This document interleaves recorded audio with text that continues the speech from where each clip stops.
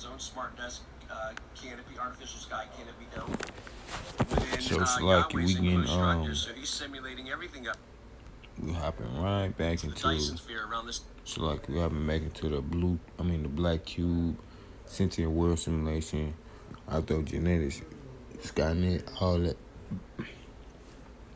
We had gotten to it the other day, but we getting into it now, and we're gonna get into the twinning, like the role playing twinning.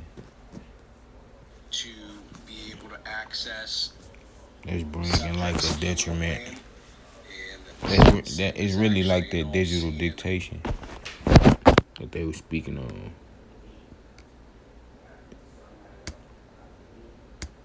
You see. So it's like the mind control where it's like it's like they send voices, and then later on in another algorithm they react to it. You know what I'm saying? This is what we studying right now, because this is the first thing to even approach it. You gotta study it first, bro. You gotta go through it and then learn how to study it and then watch the approach. So what is this I want to get? Cause before I hop into it, cause I'm on two platforms real quick. So I'm finna hop onto the twinning, the role playing. I'm gonna type this in and see what I get, cause I believe that's how it is. It's like a role playing twinning.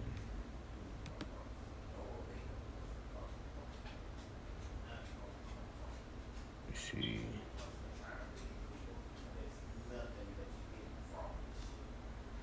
Let's see.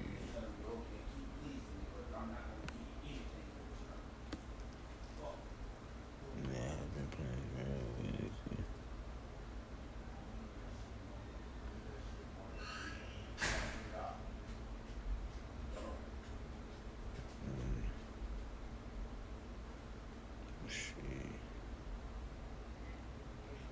Lucky you finna hop into it, man. The role playing.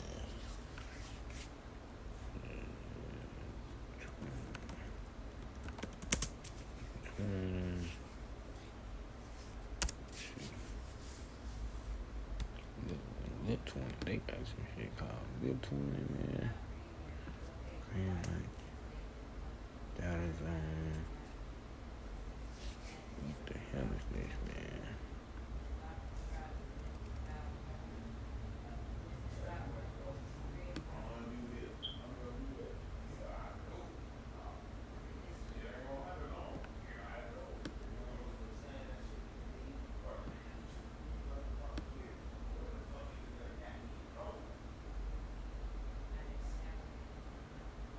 This is split brain program.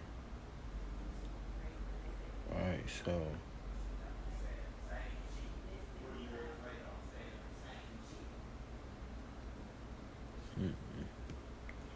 let's hop into that, man.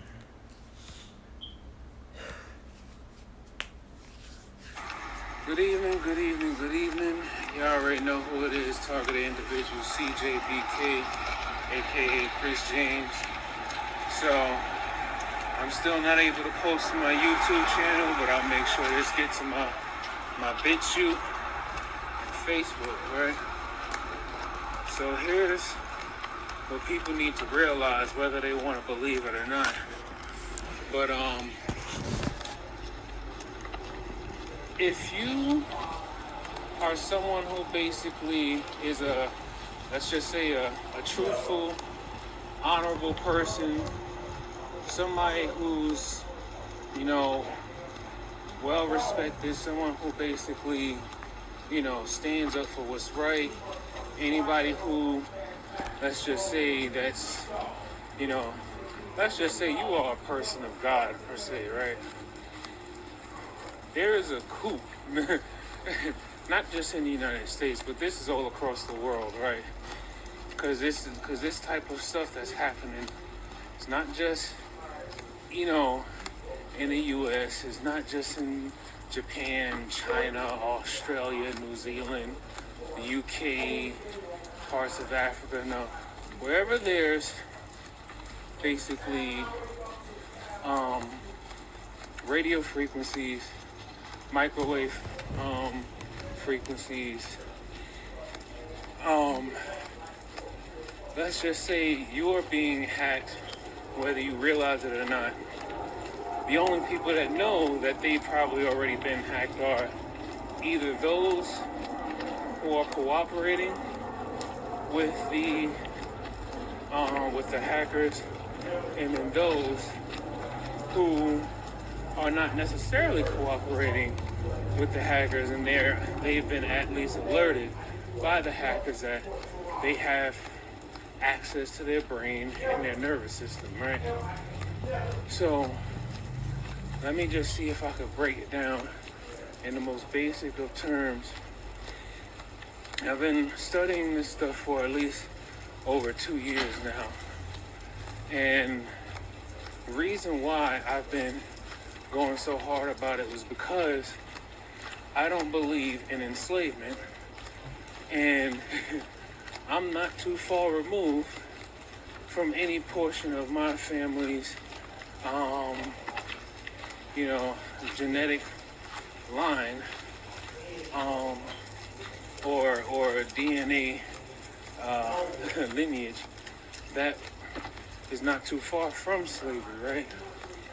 But in today's day and age of technology, and just the historic recorded history when it comes to frequencies, and understanding that every cell in the body, every cell, every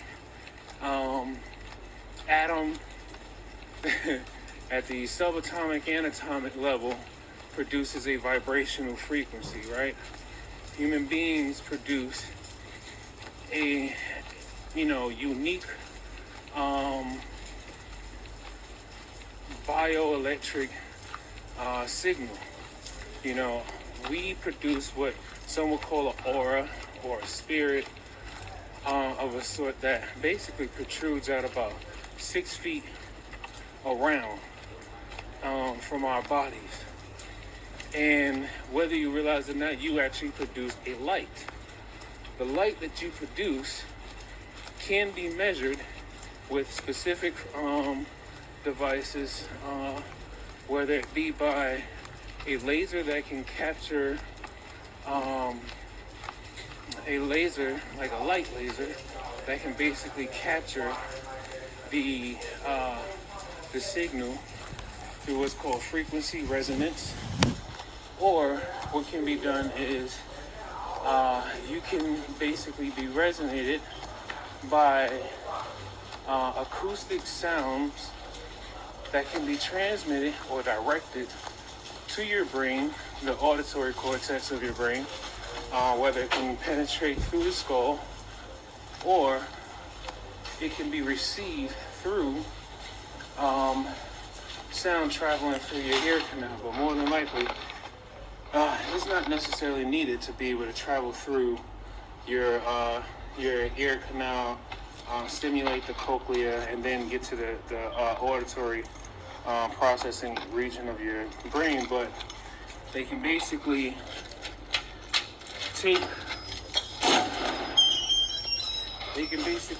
that's probably one of the cars I picked.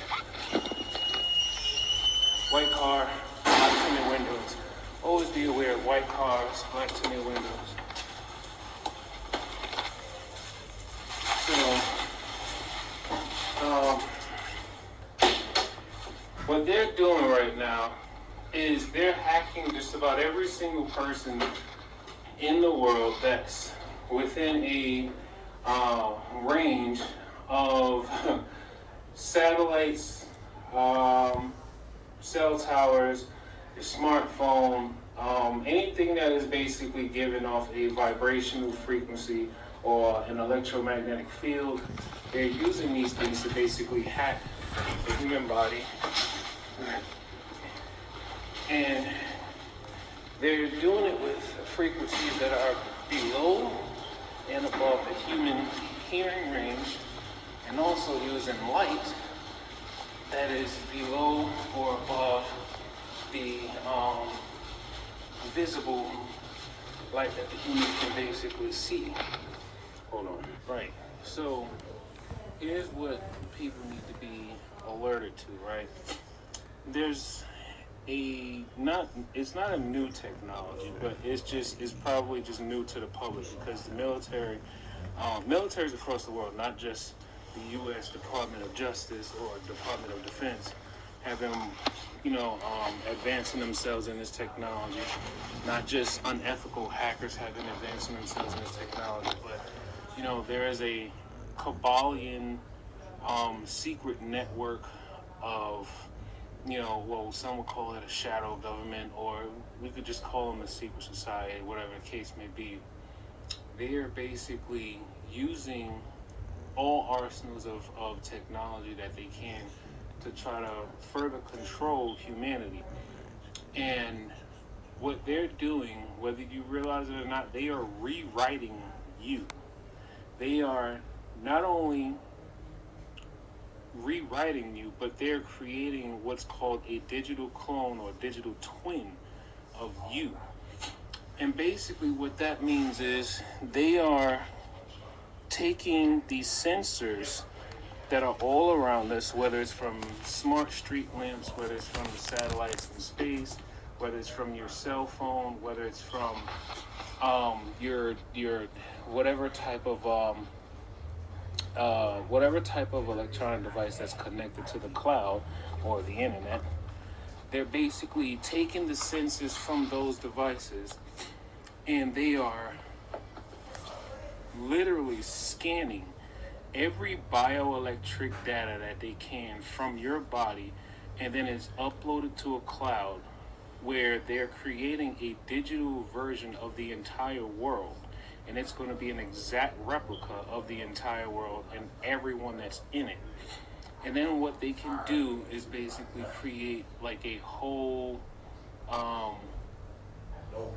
simulated environment where it's like people are like avatars, but not just avatars, but anything that the avatar does or anything that they do to the avatar or manipulate the avatar or the object, they can basically make it do things, and then it will translate, or whatever's happening in the virtual, it will transmit those same reactions to the physical object or the physical person in our dimensional world. Now, whether you have been able to notice it or not, connected to the cloud or the internet, they're basically advancing themselves in this technology. Not just unethical hackers have been advancing themselves in this technology, but there is a Kabbalian secret network of, some would call it a shadow government, or we could just call them a secret society, whatever the case may be. They are basically using all arsenals of technology that they can to try to further control humanity. And what they're doing, whether you realize it or not, they are rewriting you. They are not only rewriting you, but they're creating what's called a digital clone or digital twin of you.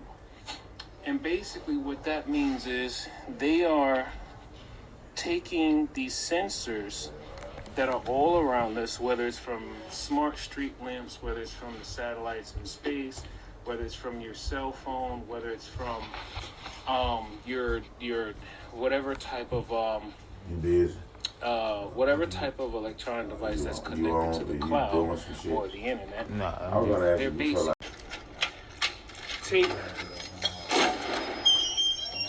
they can basically, that's probably one of the cars I picked. White car, black tinted windows. Always be aware of white cars, black tinted windows.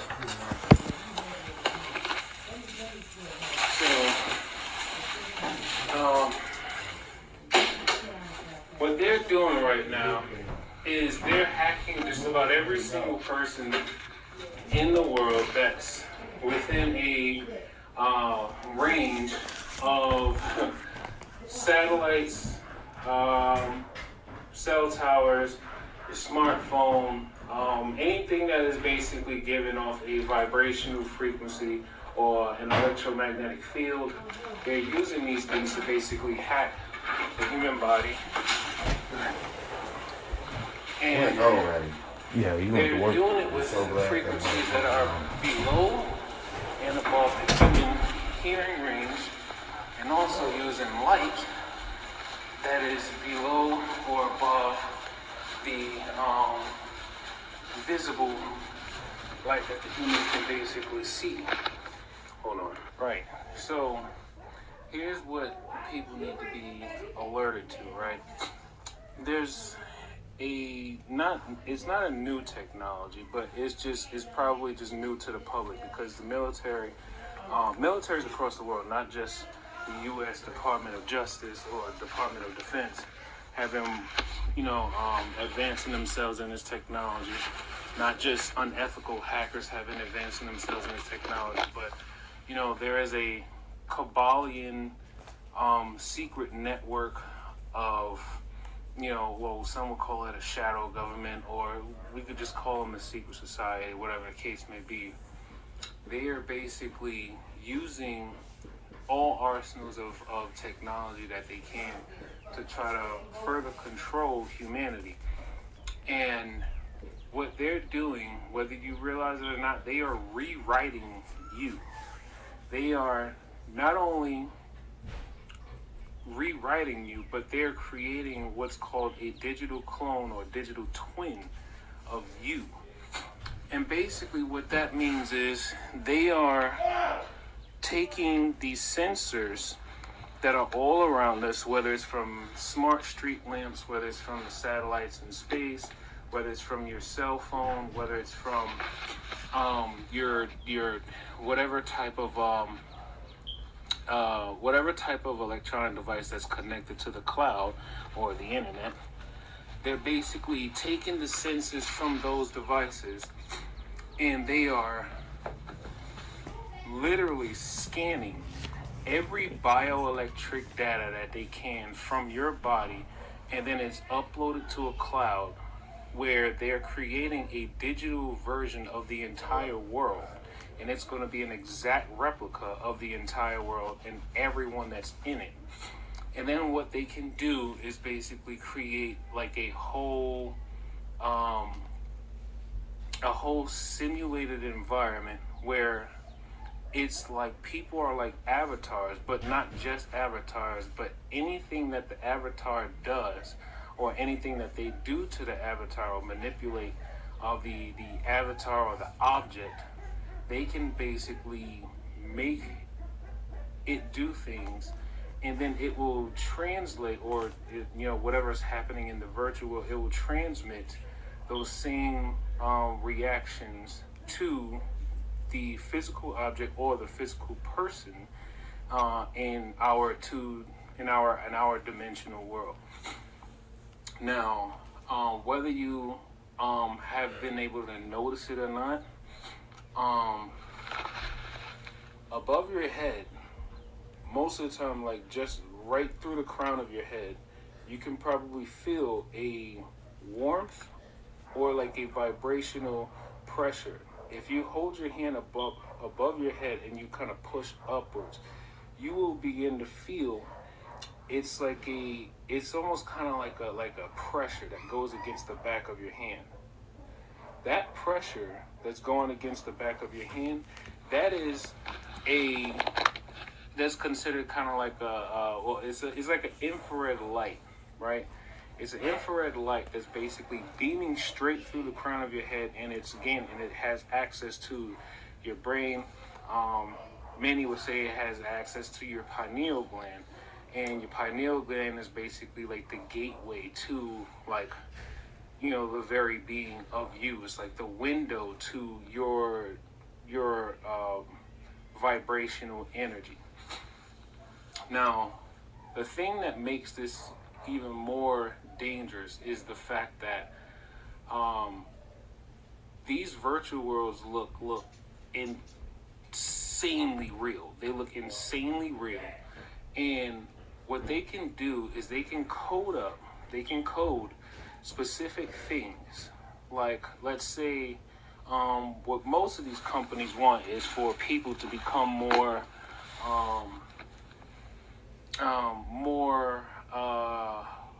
let's just say, vulnerable, or feel more enticed to want to buy more of their products. So let's say Pepsi want more people to buy more Pepsi, right? So what these people can do, once they already have your unique bioelectric frequency, right?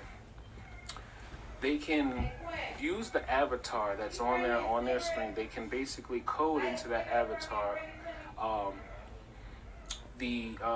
let's say the feeling or the impulse to want Pepsi, and then they'll transmit that. It's gonna change. It's gonna be transformed from a computerized code of like zeros and ones, and then it's gonna be transformed into like a sound frequency, or light can carry sound, so it's gonna be transformed from zeros and ones to a vibrational frequency. That is going to be transmitted from electronic devices and then to your brain. Your brain is constantly always on and is always open. Your brain is then going to resonate with that frequency. It's going to receive it. Your brain is like an antenna. You can look this up. They've been writing about this stuff for decades. That the brain is like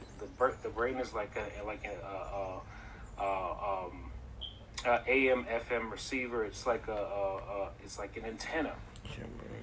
Your brain will receive that message, and then for whatever reason you're gonna just have this out of the blue, and you were probably somebody that was never really thinking about Pepsi. You probably never even cared about Pepsi like that, but all of a sudden you're gonna be like, I suddenly have an urge for it, or a taste for Pepsi. And then you're going to go out and buy a Pepsi. Why? Because you didn't realize that your brain is being programmed to want Pepsi. Yes, they are programming people to want or do certain things. And it's not only just for things like that. It gets a lot more nefarious than that. Now, the problem is that there are more people that are willing to go along with it because they don't understand it. There are a lot more people willing to go along with it because they're afraid of it. But this is the thing. If no one is willing to fight back, then we might as well just go back to being regular slaves like we were when we were brought to this. Well, I'm just speaking of black folks for the most part. But it doesn't matter what the race is, or what nationality, what religion you have. This is a principalities things we're talking about. We are talking about the very essence of people being changed to fit the servitude purpose for other people. Now, I kid you not, and I'm getting chills when I say this. I kid you not. They're going to try to set me. If not, they're already setting me up. I do mostly the same thing every day. I wake up, I go to work, I work for about 6 to 8 hours, and most time I come straight home.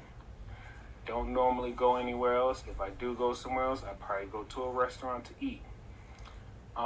If I don't come straight home, more times than likely, I'm probably, going to my girlfriend's house, or, that's pretty much it. I'm usually only in about 4 or 5 different places. Now, our phones, right? Our phones, our laptops, things of that sort. We also aren't aware that, these devices can be hacked through acoustic vibrational frequencies, or what's also called dolphin attack. I just learned that term today. Dolphin attack, because dolphins, animals operate at at different frequencies than human beings. So basically, the mic on your phone, whether it's your Alexa device or whatever, it is basically able to be hacked through these inaudible, or not inaudible, but these frequencies that we can't necessarily hear or see. And what they can do is they can access our devices and then do things, whether it's write and send messages, make phone calls, hell, even download pictures that we didn't actually put on our phone. They can do a number of different things, all while we either have our phone in our pockets or it could just be laid out on a table. Now, I could care less about all the people that's basically given into this whole thing because, for whatever reason, they don't want to feel like they're being a snitch, or they don't want to, they trying to take the path of the least resistance, or whatever the case may be. You chose to serve a particular master that I'm already aware of from a spiritual perspective and in a moral and ethical perspective. You are serving someone or something that you completely have no idea just how detrimental it is to the very fabric of what it means to be a human being. All I'm saying is, those of you who actually care about the future of humanity, because we're entering into the next phase of transhumanism, and it's being forced upon everyone, and so look, I'm telling you, they're coming. Well, they're not even coming, they're already here. They're already here, and anyone who basically tries to fight against what they're doing currently, they're either going to set you up so that you can either lose your job, set you up with, character assassination, basically spread slander and lies about who you are and what you do. They're basically going to try to slow kill you with radiation, whether it's through harmful electromagnetic radiation or scalar wave energy. They're also going to try to see if they can, well, I said set you up before, but when I say set you up, they're going to try to create scenarios and then push those scenarios onto the public. And it's not necessarily just the unsuspecting public, but, like in the Matrix, you have those agents, Agent Smiths. Well, they're going to have stories and situations where things are going to be said about the person or the target, and there's probably even going to be falsified videos and images of the target doing things that they actually did not do. Regardless of what that person's alibi is, they're going to have probably dozens, if not hundreds of people to say, yeah, I seen that person do it, or yeah, that person was crazy, yeah, that person was doing this, da-da-da. They're going to have a whole bunch of false accusers to basically line that person up so then they could eventually probably get arrested and then sent to prison. Now, I've been the very same person my entire life. I have not changed anything about myself, but I know one thing that I will not be is I will not be a follower. And I will not bend my will to anybody. I don't care who you are. I don't care who you connected to. I don't give a fuck. I'm sorry, I shouldn't have cursed, but I don't care if you connected to, several different gangs or whatever. I don't care. I'm not bending my will to nobody. God gave us free will for a reason. I never cared about what anybody was doing in the streets. I never cared about, as long as you're not doing nothing to women and children, everything else, I feel like everything else, you choose to do what you choose to do. If you chose to do that, then you should already expect, whatever types of outcomes may happen, because you knew what you were getting yourself into. The one thing I do not agree with is actually being forced to do something that you did not choose to do.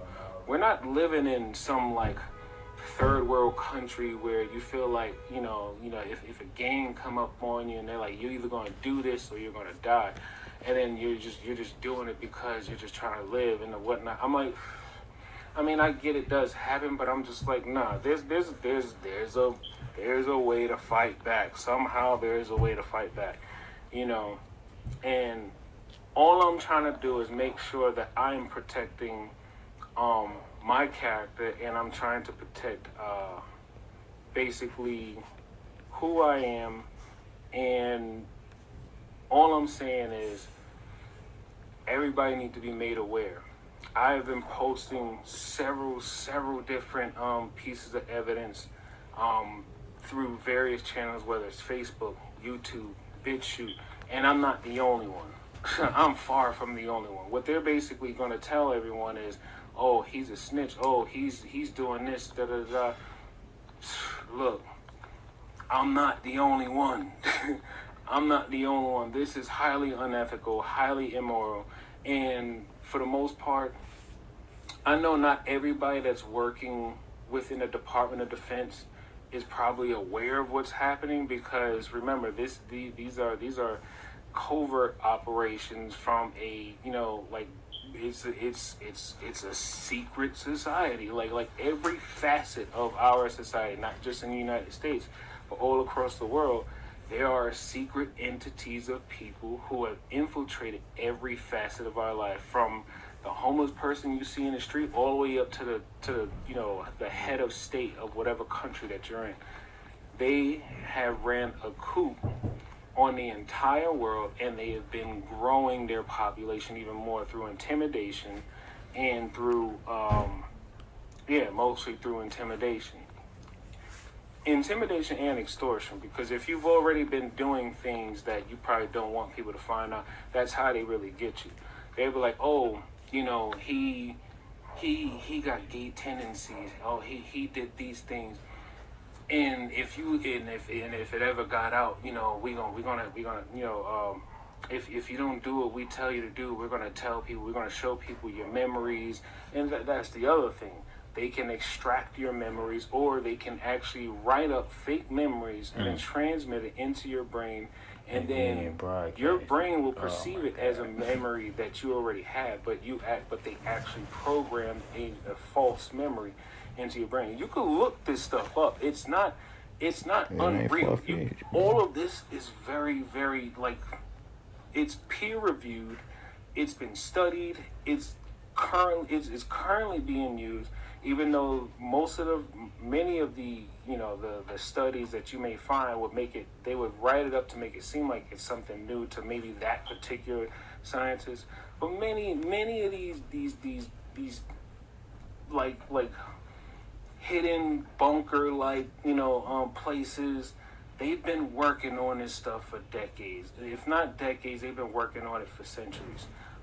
This is paganism with technology. It's also referred to as techno-paganism.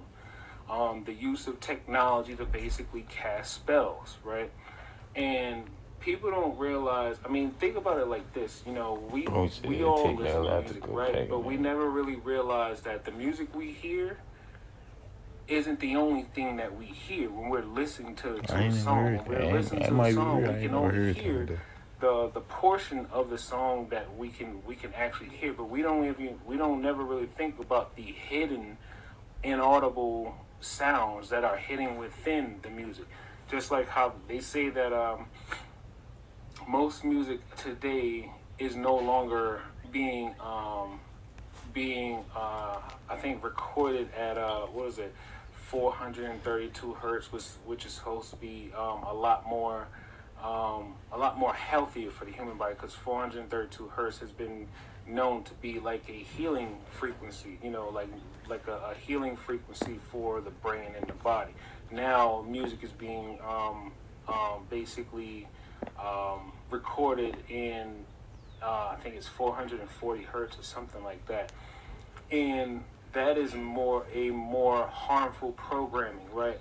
People don't realize, like, everything that we're watching, even images, like whatever you're watching on TV, especially if it's a smart TV, you're only looking at the image that you're seeing. The image that you're seeing, that's just only a small portion of what you're actually watching.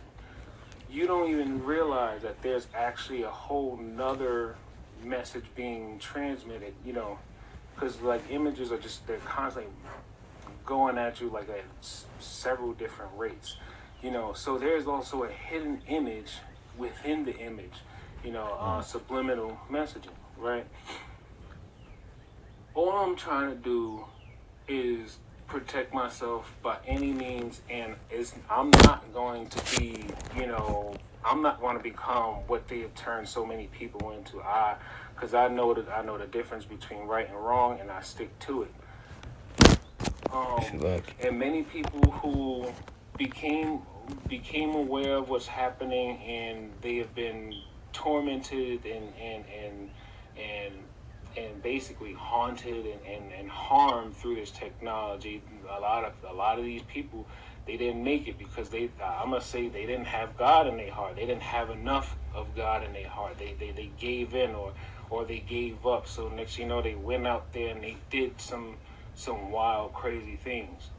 And I'm just like, may God have mercy on their souls. People like Myra May. When this stuff all started with me, when I was living in the Bronx, when I had got my first apartment in the Bronx, I had got the apartment in like September of 2019, but the acoustic transmission, the vocal acoustic transmissions, or V2K, voice to skull, didn't really come around until October 2020. And they took it upon themselves to really just be like, at first it was it was supposed to be like an intimidation tactic to scare me, because I don't know, the meat of it all was to basically get me linked up and then convert me so that I could serve a purpose for their society. But what it really all boils down to is literally just trying to manipulate me so then I could serve the purpose of people who for the most part, I don't know none of these people. And I didn't do nothing to none of these people. They try to say I was a noisy neighbor, but nobody ever came and knocked on my door to tell me, hey, can you keep it down or anything. They just basically went straight ahead and just started doing the stuff to me, right? I didn't have I wasn't having no problems with nobody when I was living in Brooklyn. And all of a sudden I moved to the Bronx. All of a sudden now I'm linked up to this cloud. And didn't realize over the time, so right now what they're doing is they're basically heating up the cells in my brain. And what it does, just got to check this off. As the cells in my brain are being heated, it's releasing like gas. It's releasing gas inside of the skull, which creates pressure buildup.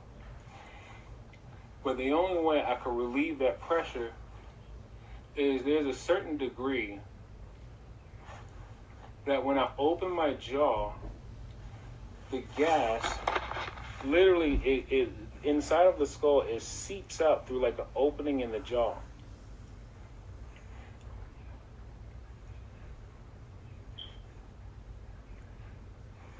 It seeps out, and I can feel the heat seeping out through that opening in the jaw, and then it comes out through the mouth. It's like heat. It's like heat, and that's because the cells in my brain are being heated with this infrared light. There's basically like an amplified power within the light frequency that they're using to basically heat the cells in the brain. But they're not just only attacking the brain. They attack whatever part of the body that they want. They could attack your heart, cause you to have a heart attack or a stroke. This is why, they could do that. They can, if they want to give you knee problems, They'll attack the meniscus of your knee. They'll attack the ligaments of your knee. If they want to give you back problem, they could focus energy on your lower back. They could focus energy on, any part of your body that they want to basically create an ailment or pain. They can do that because your whole entire nervous system is linked up to this cloud. And because your entire body, your whole entire nervous system is linked up to this cloud, they have a digital version of you, and everything that they do to that digital avatar of you, it is transmitted to your physical body, and you feel what they are doing to your digital twin. I'm trying to do everything that I can to try to see if I can, get this information out, because if I could probably get a hold of a ethical hacker or someone who can, who knows about radio signals or something like that. One thing that I noticed is from the crown up, there's a main connection. There's a main frequency that connects directly to the pineal gland, right? But there's also frequencies that connect to the memory cortex, primary motor, auditory cortex. There's several different beams of light frequencies connected to different parts of the brain, and they're rewriting and changing the things that make you you. Now they've been trying to basically attack not just me, but they have put my mother through the ring, and she's 74 years old. She's disabled, and then she's highly technologically disadvantaged in all of this. So I mean, she doesn't even have a smartphone, so she doesn't even really know how to use the computer all that well. So and if I ever try to really explain it to her, it's not going to work for her because she doesn't really understand much of this stuff. So her main thing is she relies on God for whatever. She's like, whatever happens, God will take care of the rest. I commend her for that. Me, I don't like to leave ignorance up for grabs. If I can know how my enemy is attacking me, then I can also find out a way on how to defend myself. Now, there are many different ways.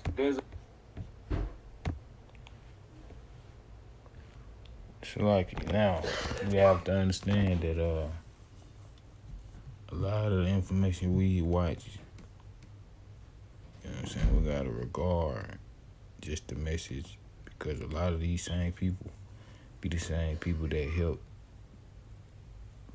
with these attacks, with these certain threats and these certain, campaigns and these everything. They can give you the information, and at the same time they can make your environment behavior alter, and then they can turn. I've seen that happen. Just being in trade school, I seen that happen. Or everything could be calm. Well, not necessarily calm, but everything could be cool. And then it just riled up out of nowhere, boom. It riled up. So then right after that, you just, if you just still chilling, you know what I'm saying, and you just watching everything, you will see, you be like, dang, you went from this to that. So now it's like that, and then you'll be like, okay. So then you'll see the approaches they use. See, a lot of it be environmental behavior, manipulation. It might not even be the people. It might just be, okay, because 1 minute everybody, they synapse is good. Everybody brain waves, body waves is at a decent level of activity. So then it's like a paradigm shift. Boom. And then everybody, they start moving. It'd be like a summon. It'd be like a real deal summon. then you gotta understand they with these black holes CERN, they already trying to summon Apollyon. So it's like they gotta hit you with they got not just you, but they gotta hit the masses with assimilation of, because now everything is a reality policy. First, we gotta get you to, make this your reality, and then that's what it's gonna be. It's way far fetched now. It ain't even like, oh, it's a choice. It's more like, okay, we'll put this out here. Y'all gonna like it. It's just gonna be some fun. It's gonna be a comedy, or it's gonna be something to watch, and then you gonna like it. You gonna accept it, and then after the fact, it's gonna be a whole reality. Every time, that's the approach now. It's a reality. You know what I'm saying? If I give you something where you can accept, you'll make that your reality. That's their logic on it. So, let me see. Come on, man. We finna just get to everything. It really been more so on warfare lately. But I know I'm finna get into a feast. Now we're gonna talk to you about our feast. amazing gummies. We're gonna we had gummies before, but these are new and improved. The references on this feast or whatnot. Feast, cause I had kept the feast of first fruits, but some of them I still gotta go over to actually be informed of what it is. Cause we still rehearsing to get back to the ancient. As the ancient of days continue to come back, and some of the same thing that was happening back then, we're gonna be living that. So it's like, I'm saying, we gotta get back to that, and continue to watch these approaches and these strategies being used. You know what I'm saying? And if we strategize and use a strategy, you know what I'm saying, just know if you delivering it up to our hands, you know you're gonna have a victory. So not you affect, originally it won't be you, but it'll be you, because Improved. So There are 30 per package, and there's 25 milligrams of CBD per gummy, which is a really good amount. We have the orange passion fruit and the tropical burst flavors. Yes, and they taste great. You'll love them. They're really nice. Talk to you later. Bye.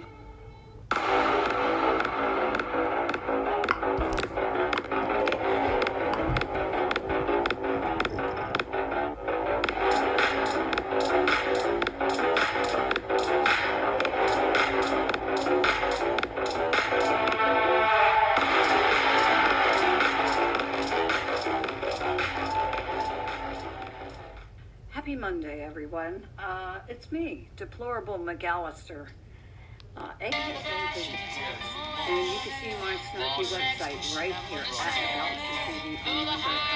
And I always have to thank everyone who supports my work. You buy me a coffee, people are just unbelievable. This is the big surprise of 2022. Buy me a coffee. PayPal, people.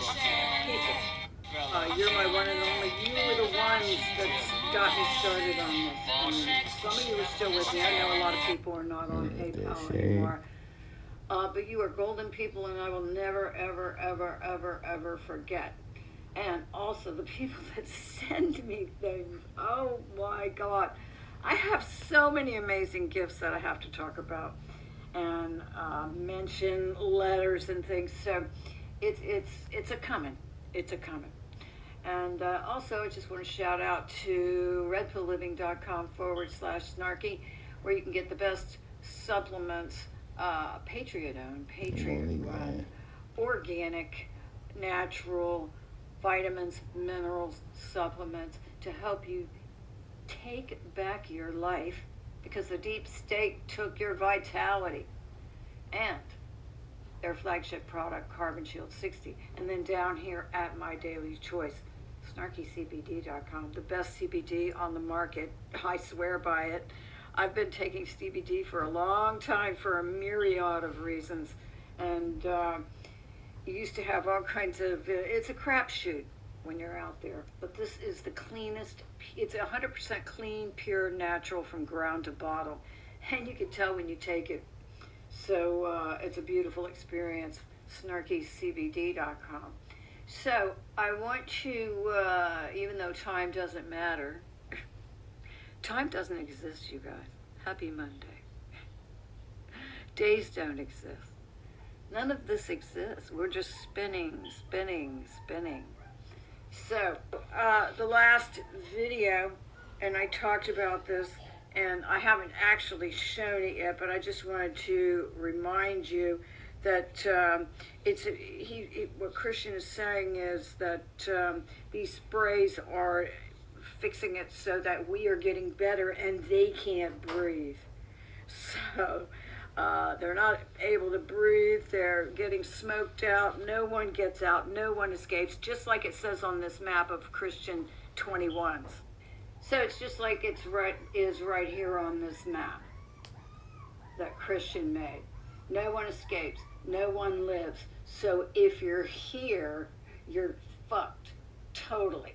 So any of these reptilians that are left in here, they're fucked. They're totally fucked. All these portholes have been closed up. There is a frequency, some kind of electromagnetic fence around the whole thing.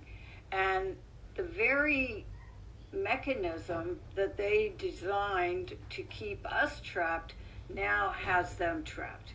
So if they're in here and they're wreaking havoc, it's only for a certain matter of time. They're basically spraying them like bugs, just like they've sprayed us like bugs. Everything they did to us is coming back on them. Now, I found this meme in the mega meme folder, and I found some more memes. And I just want to go over what Christian said.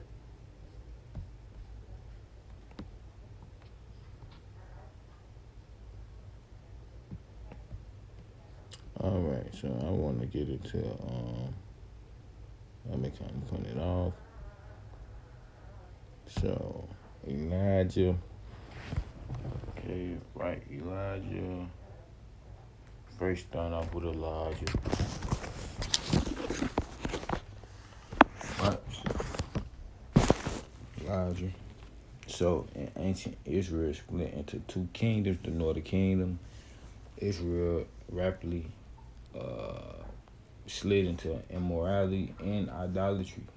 According to the scripture, the nation's kings led the moral incline. Ahab, the seventh king of the north, was the particular evil from institutionalizing pagan worship to allow his unbelieving wife to slaughter Yah's prophets, right? So Ahab violated every principle Yah had ever given him, doing Ahab's reign. Yah called it, Yah called Elijah to lead the northern kingdom of Israel out of wickedness, right? Right, so Elijah pointed Israel back to Yah by performing miracles, proclaiming Yah's truth, and prompting the people to repentance. 1 Kings 18:36 through 38 describes Elijah's best known miracle, right? When the prophet came near and said, Lord, the God of Israel, Isaac, and Jacob, or Israel, let it be known this day that you are Yah in Israel, and I am your servant, that I have done all these things at your word.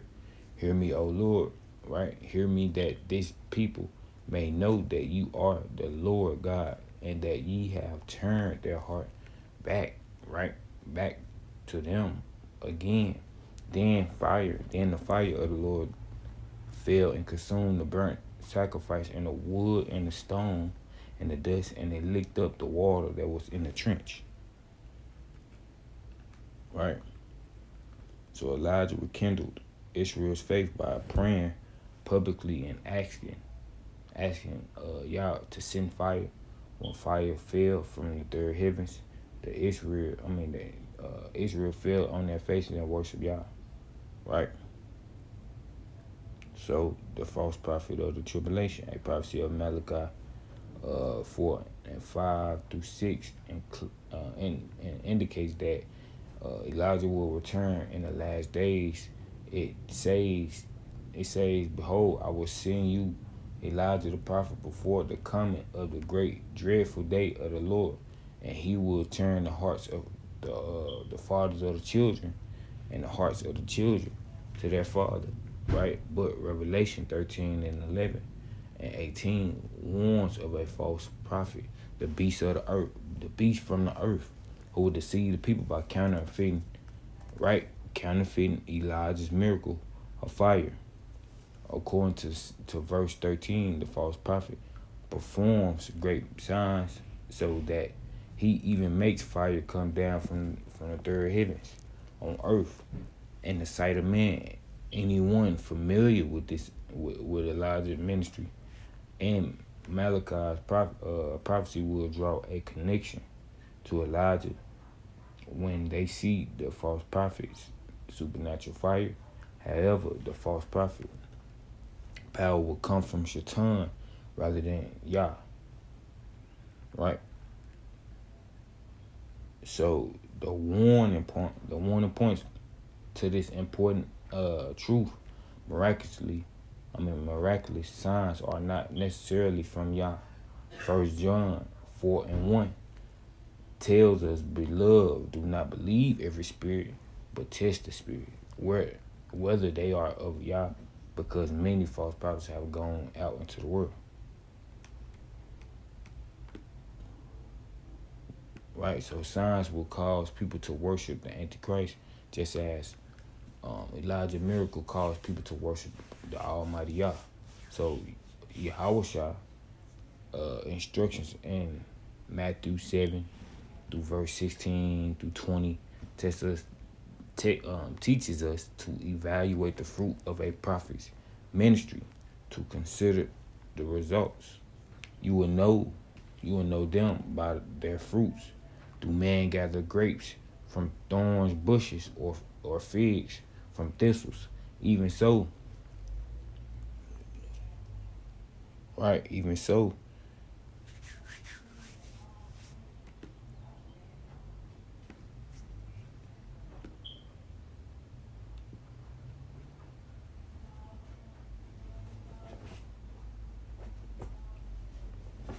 Right.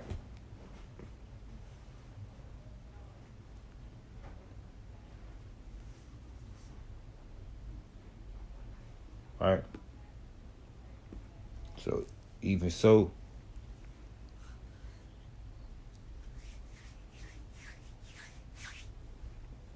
every good tree bears good fruit, but a bad tree bears bad fruit. A good tree cannot bear bad fruit, nor can a bad tree bear good fruit. Every tree that does not bear good fruit is cut down and thrown into the fire.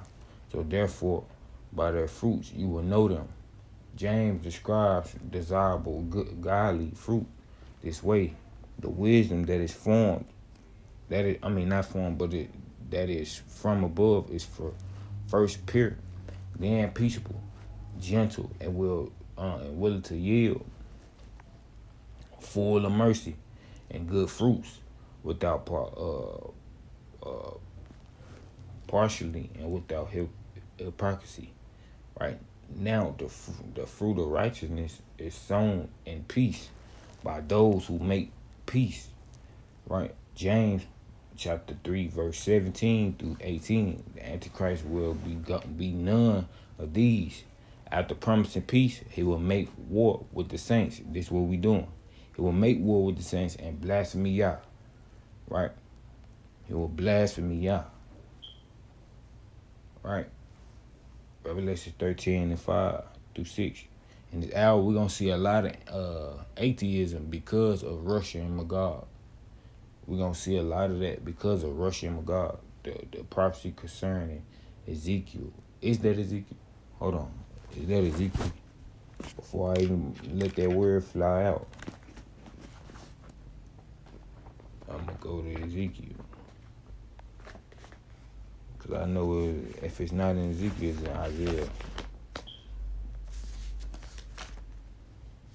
So let's see. Okay. I think that's 38, 39, something like that. Yup. Ezekiel 39. Nah, I say like 38 through 39, right? That's dealing with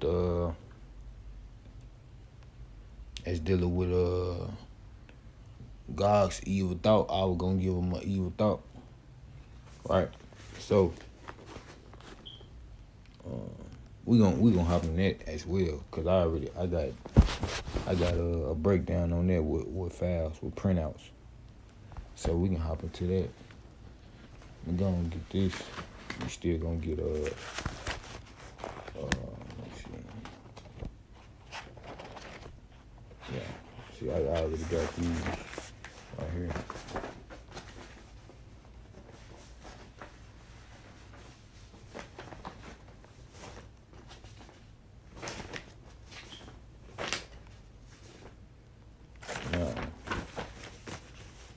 So the battle of Gog and Magog described in Ezekiel 39, the distant.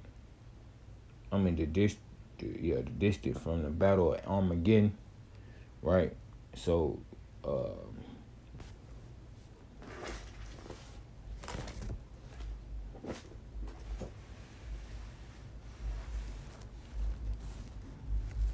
so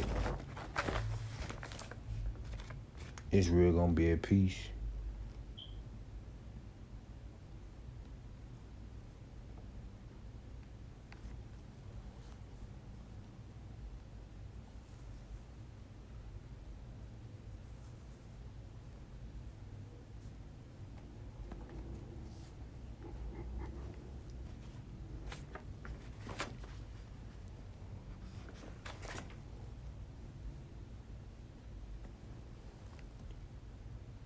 Okay, so I'm trying to get back to where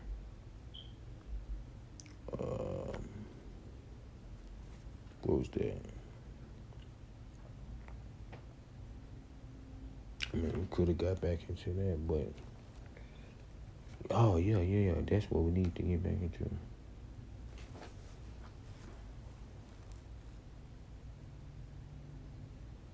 I don't think this is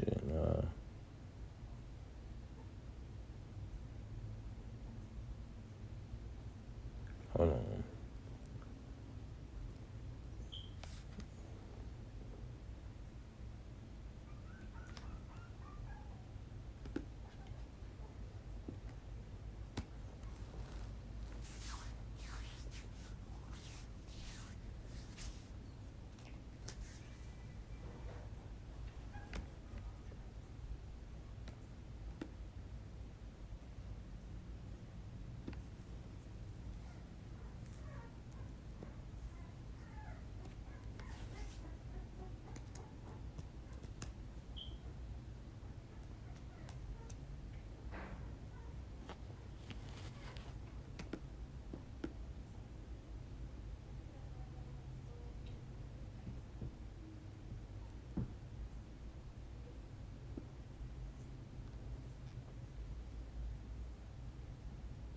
Hold on, I'm finna get this for y'all. Hold on. What was that?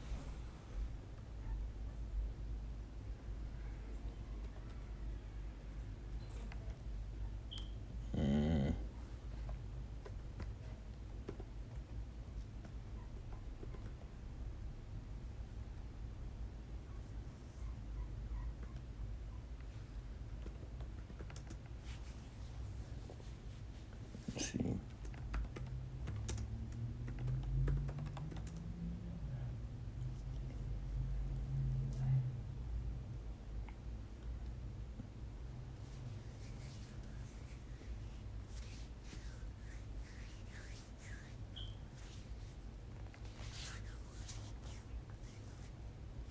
All right, hold on.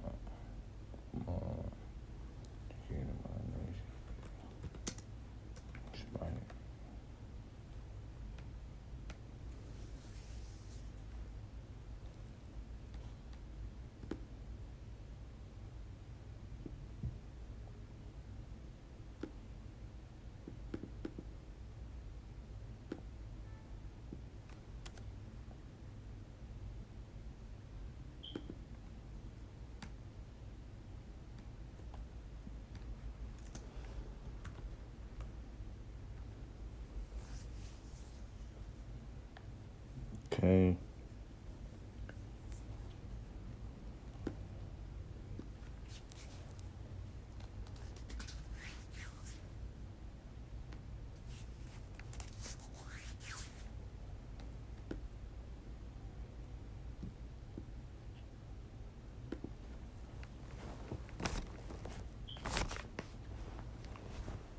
So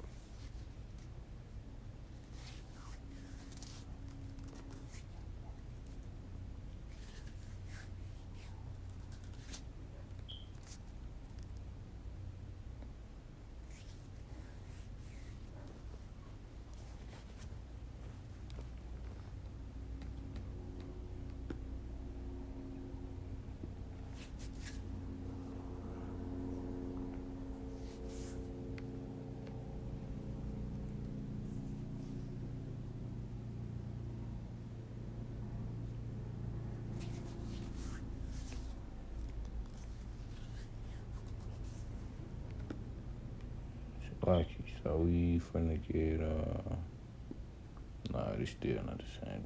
I know I got them out though. Hold on.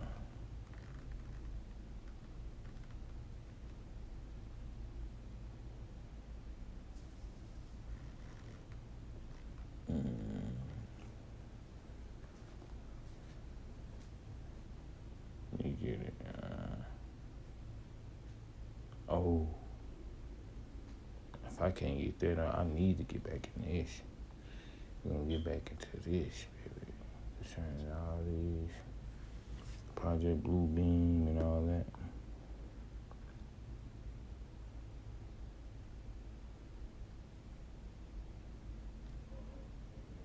Let me see, force the total.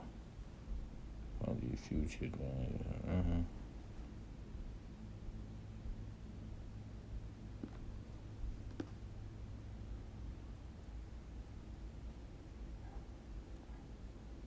It said ban facial recognition, all that.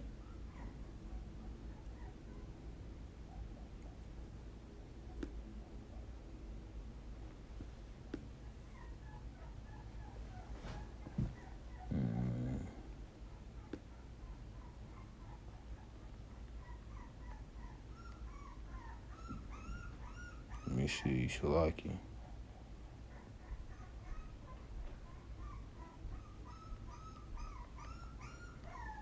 Shalaki.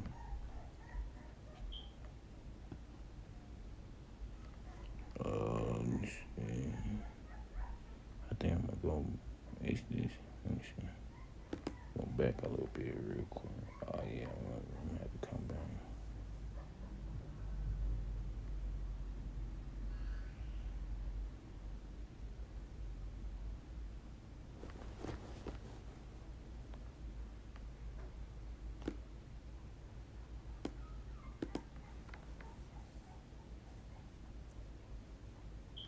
So we finna get into this. Well, HARP, is a different kind of project, and there is a sister project to HARP in northern Norway. And I recently met a man who was a helicopter pilot in Vietnam and then was transferred to the Alaska area, and he told me that there's at least 12 facilities that are related to HARP globally. And he personally saw this in northern Alaska. I wonder if that's a reason why our weather is so screwed up, Stuart. I absolutely agree. What HARP is doing is creating a shield in the ionosphere over the Earth and trying to create weather manipulation so that we think there's such things as global warming when in fact it's just a manipulation of our weather and geological events as well. Let me ask you about the success of Montauk. Do you know if they accomplished anything that was just truly extraordinary? Well, I think that they did accomplish their goal, and right now, 100% of the Earth is affected by mind control or scalar waves that are transmitted now from satellites in space that completely ring the Earth and are enhanced by ground antenna that we see as cell tower microwave transmissions, so that at any moment they can transmit a mind control wave to specific areas of the Earth, to specific people. And a lot of what's happening now with the chemtrails is also creating a web or a network around the Earth, like a shield or radio wiring, so that it's like a grid that covers the Earth, and they can pinpoint very specific locations now and transmit whatever they wish to create. You know, we've just got to not let fear get to us, because that's the control system's most potent weapon. Well, I think that, you know, the spraying from the air, I mean, I've been to 50 countries over the last 20 years, and even when I visit my friend Credo Mutwa, the Zulu shaman in South Africa near the Kalahari Desert, you look up in the sky and the bloody chemtrails are there. They're everywhere. And there's obviously a reason for that. And one of the things I've learned over this 20 years of research is that there's never one reason for anything. There are multiple reasons. Part of it is destabilizing the human immune system. Part of it is creating a sub-reality around the planet to manipulate the energetic field that we're living in every day. And I'm absolutely convinced that the chemtrails and the manipulation of the lower levels of the energetic field, Earth's energetic field, which we live in and experience all the time, is connected in part to the HARP transmissions. Which, of course, HARP has many multiple levels of technology and applications, and one of them is literally creating mass fields of thought, which we decode as our own. I had a friend in America who told me a few weeks ago that she, her husband, her son, and a son's partner had exactly the same dream about Barack Obama in the same night, which was a dream saying that he was a good guy and a wonderful guy and all the rest of it, which, you know, a day's research will show you was a nonsense. But and she said immediately that she felt that some kind of technology had been broadcast and people had picked it up.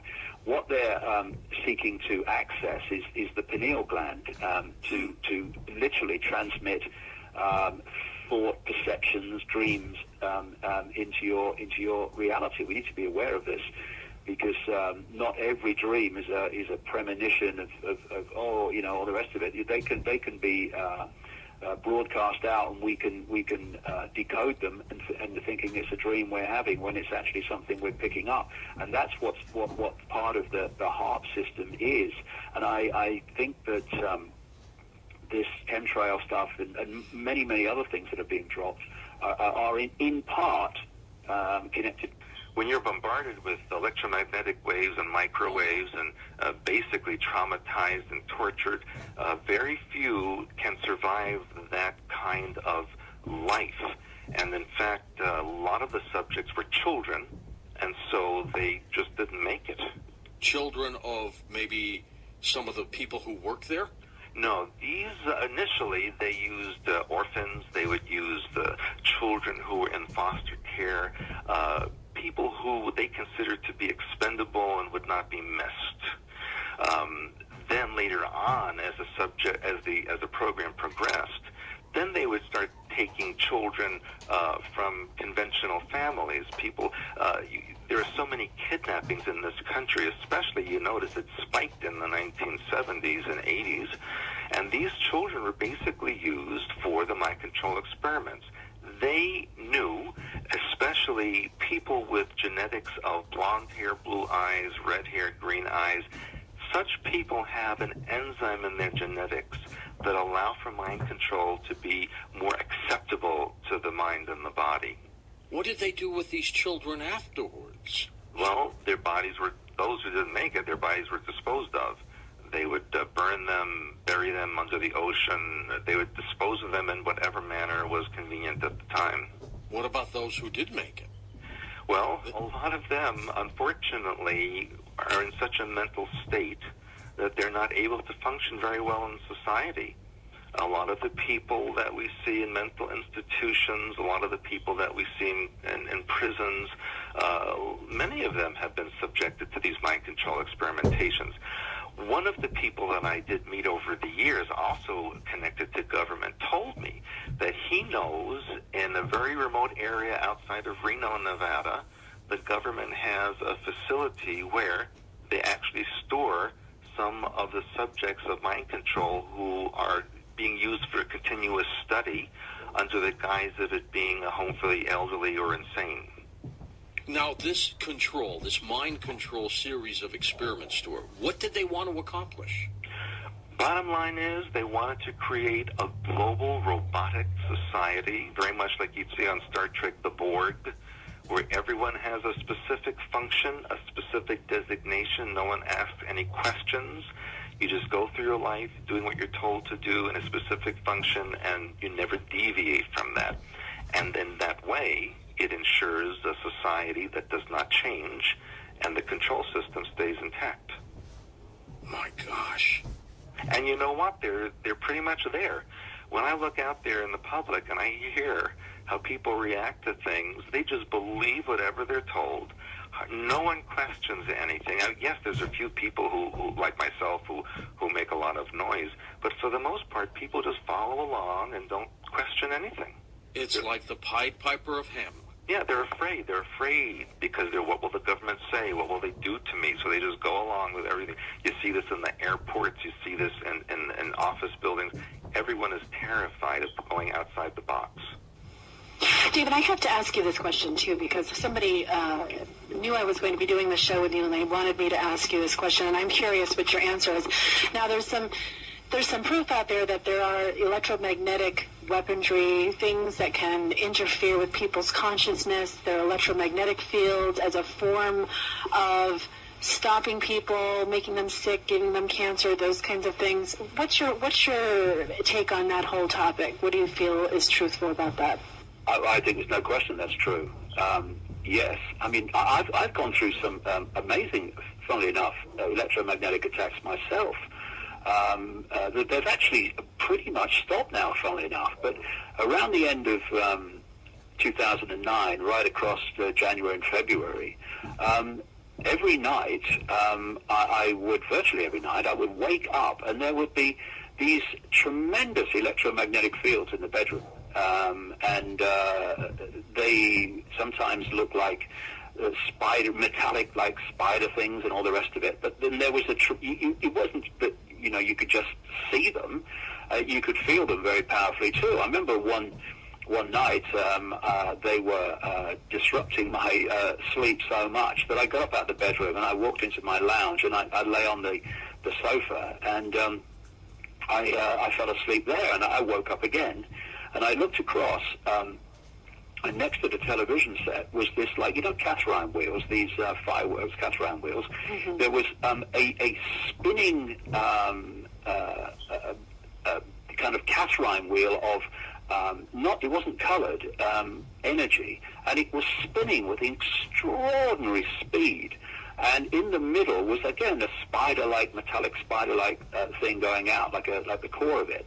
And I watched it. It wasn't that it was just there for a few seconds and then went. I watched it for about a minute and a half.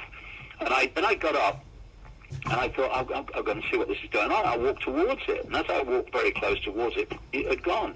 And this went on for weeks and weeks and weeks, and then just suddenly stopped. I have it, kind of maybe 2 or 3 times a month now, but nothing like as intense as I did then.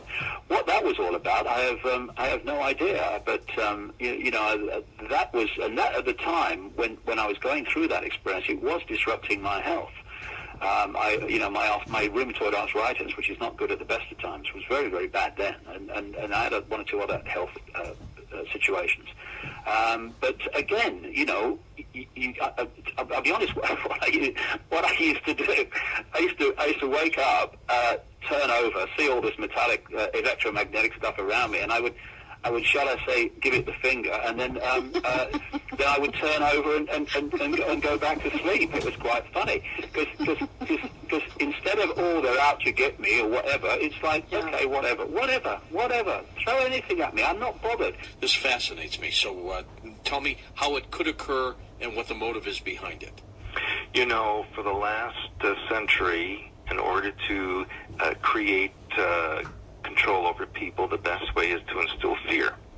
And so we've seen this with World War II, the fear of the Nazis, then the Cold War, and now we have the terrorist fear. Everyone's afraid and trying to unite against that. Some of the fear could be real, but maybe magnified. Yes, but of course the terrorists are a creation of the New World Order and would not exist on their own. Very possible. Yeah. There's no way that they could have possible, well, it's a long story, but so the next thing is to create a fear beyond this planet that would force the planet to unite under one world government. In other words, create the situation so the solution can be imposed. If we are told that we are being attacked by an unknown alien civilization with amazing weapons, imagine the fear and terror that would pervade the earth.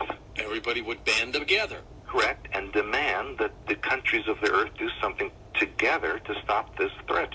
Yes. And of course, then we would have a new world order government, a singular government that controls the planet, which we already have anyway, but now would be officially wanted by the people. That would be public. And then we would have this imaginary battle. They have something called Blue Beam Project, and Blue Beam Project is holographic images that are projected into the atmosphere and can look like anything. It can look like a religious figure, it can look like a UFO fleet, it could look like missiles. They've been targeting and practicing with this since the early 1960s when they actually tested it over Havana Harbor, when a U.S. submarine projected the image of the Virgin Mary over Havana and was seen by all the people in the evening streets.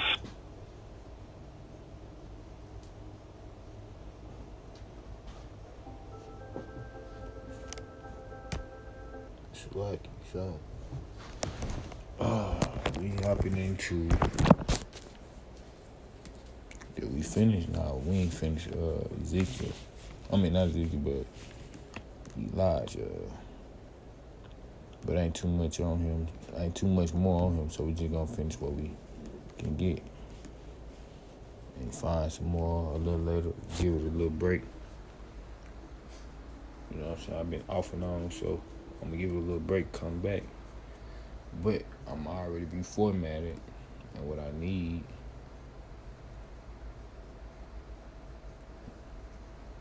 You know what I'm saying? Now facilitate more into work. Gotta do more work. As really like I think it's a more different word to use, but most people use apocalyptic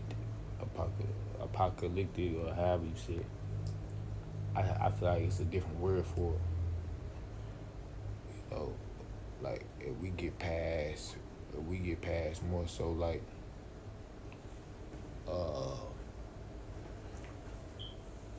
more so like a what you call it? A galactical, more celestial warrior type of what can I use? World, like once we get past the scriptures and then we go to beyond who we are beyond outside of this because the flesh is another avatar really. So we get past that. I'm saying like more on a bigger scale past the flesh. Like back then before, So we get on that note. That's really what I'm saying. So I think we got this. Hearts of the Children. Oh, I was saying Hold on, I think I had got there. Let's see.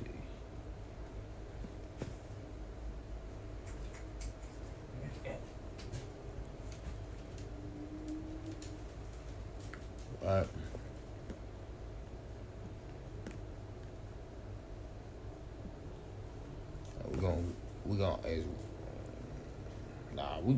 Once we come back, we're gonna get way more into the scripts. Cause we kind of been in Jeremiah a lot. We gotta start touching to Revelation, bro. Like Nahum, we gotta get in the books of Nahum. What else? Zephaniah. Like just touching different areas. Them more like where the parables are. I need to print that print out too, cause I already got the format for that too. The parables. We got to start watching for the parables of the end times as well. So, like the olive tree, the Nazarene, the Nazarene is, I think that's how you would put it. But that's what Yahushua was. That's what Paul was.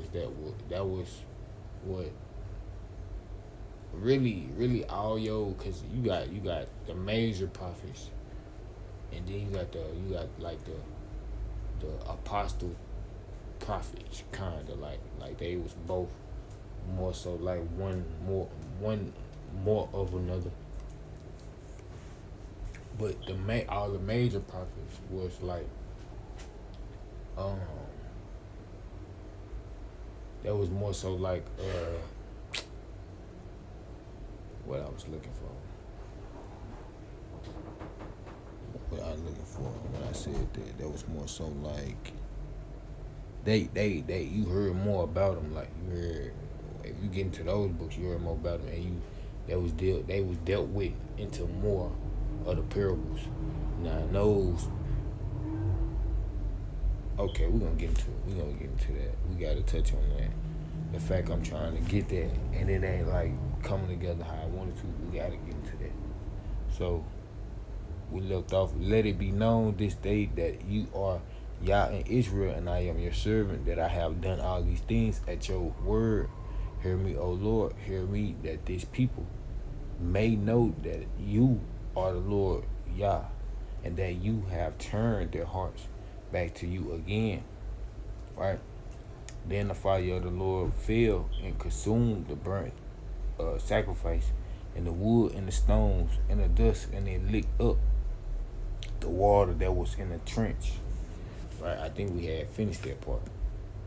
But that was around the time he rekindled Israel's faith by the fire consumed from the altar. From our altar. So when he cast it down from the third heaven. So boom.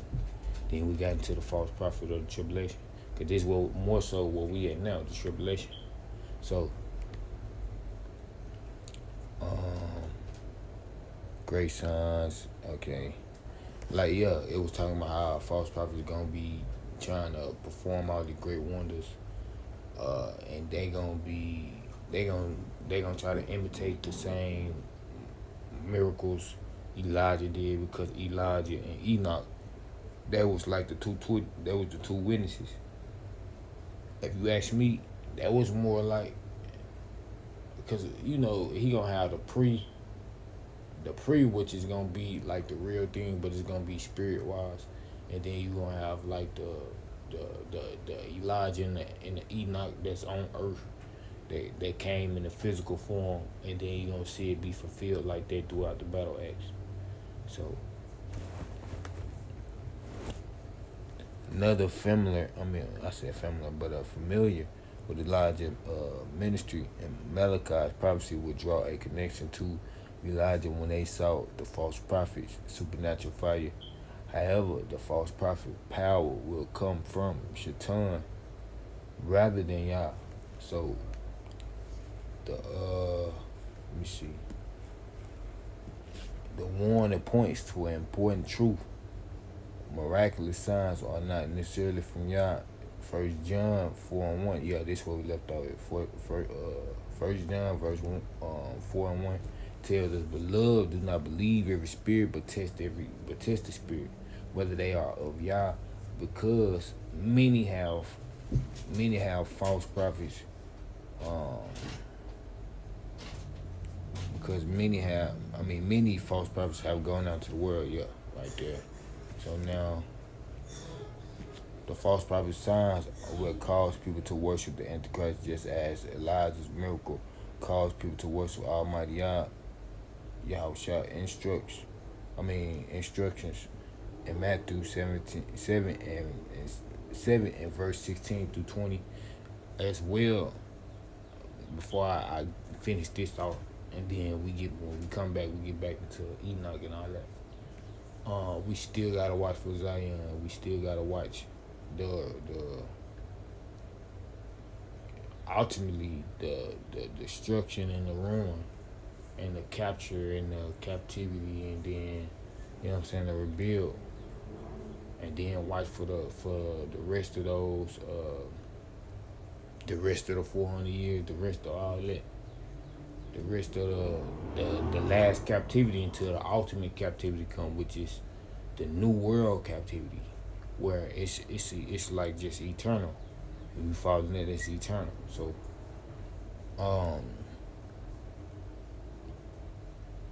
cause people to worship Almighty Yahushua instructions in Matthew 7 through verse 16 through 20 tells us to evaluate the fruit of a prophet ministry, to consider the not the restructure, but the results. You would know them by their fruit. Do man gather grapes from thorn bushes, or figs from thistles? Even so, every good, right?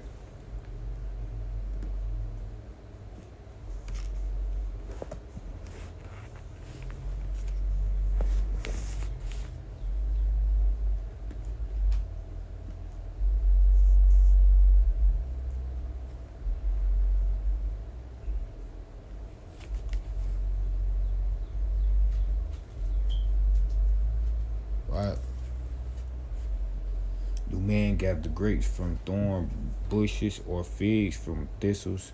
Even so, every good tree bears good fruit, but a bad tree bears. Boom. We already had put that in there. So now, where was we? Yeah, bless me, y'all. So Revelation 13:5-7. Okay, Elijah's miracle led Israel out of idolatry, but the false prophet signs will lead people into it. See, this how you gonna know the difference, and this how you gonna identify the false prophet. If he advertising idolatry, and he making more groves, and he making more molten images, and he making more, you gonna know who he is. But you gonna know Elijah when his spirit come into the earth. Because right now, that's who we weren't. That's really who we waiting on. Elijah, the two witnesses. They supposed to be the two witnesses. Elijah and Enoch. So if he come back, and then you start seeing Israel get out of idolatry, and they start coming back, repenting from that, and then they shunning from it, they moving from it, then you gonna know that spirit came in the earth. Well, both of them spirits came in the earth because they the witness. And we're going to get in the book of Doctrines and Covenants, because they get more into it. That's a record book. It's brothers getting into those books, and that's supposed to be a Mormon book. But if you look at it, they got the book of Moses, they got the book of Abraham. You gonna find them books in the what's called. So a lot of you got to go past the surface to even find different books to even get into, to see certain manuscripts that took place. So we're gonna get into it. So Elijah's miracle led Israel out of idolatry, but the false prophet signs will lead people into it. So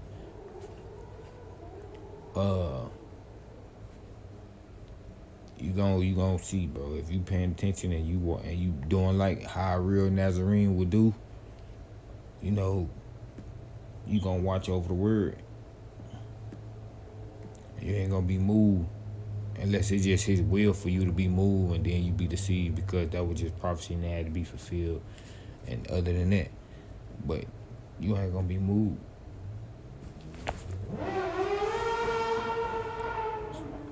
So once, hold on, Elijah ministry in the end times. So once the church ascend to the third heavens, they use rapture, but it's, tribulation, same different. Jacob trouble, all that. So y'all will raise 144,000 new believers and appoint 2 witnesses. The 2 witnesses, which is Enoch and Elijah, right? And we got to do more to where we can prove that. We gotta, cause it's pretty much already proven though. It's a lot of brothers that geographically know that because they in certain land masses. And then you got ones who already searched the scriptures and found it, or they already got some type of, like I said, a record book with manuscripts where they already pretty much got it. But yeah, that still need to be proven for ones who don't know. So to preach the gospel to everyone left to hear it through these witnesses. So he gonna us just like how the Ruach do. He gonna let their spirit come in the earth, and how they was, cause they never died. They ain't died a violent death or none of that. They was beamed up. They was beamed up like the saints, the 144 gonna be. So to preach the gospel to everyone left to hear it, these 2 witnesses, y'all will continue. He gonna continue to provide opportunities for people to place their faith in him until the end of the world, right? And these the trying times, because we in a tribulation, so anything go. You understand? When we get in that gross darkness, all the tribes get dirty. Anything gonna go, because it's gonna be idolatry. It's gonna be fornication, sexual immorality. People gonna be dealing with all type of strange women who worship all type of stuff. They probably worshiping hairstyles. I'm talking about it's gonna be all types of worship going on, like it is as you seen. Elijah teaches us to be filled by our faith, right? More so like our adversity, whatever you're going through. That's really the fuel.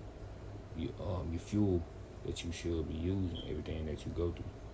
But whatever everybody else get, it's however you get it, whatever work for you.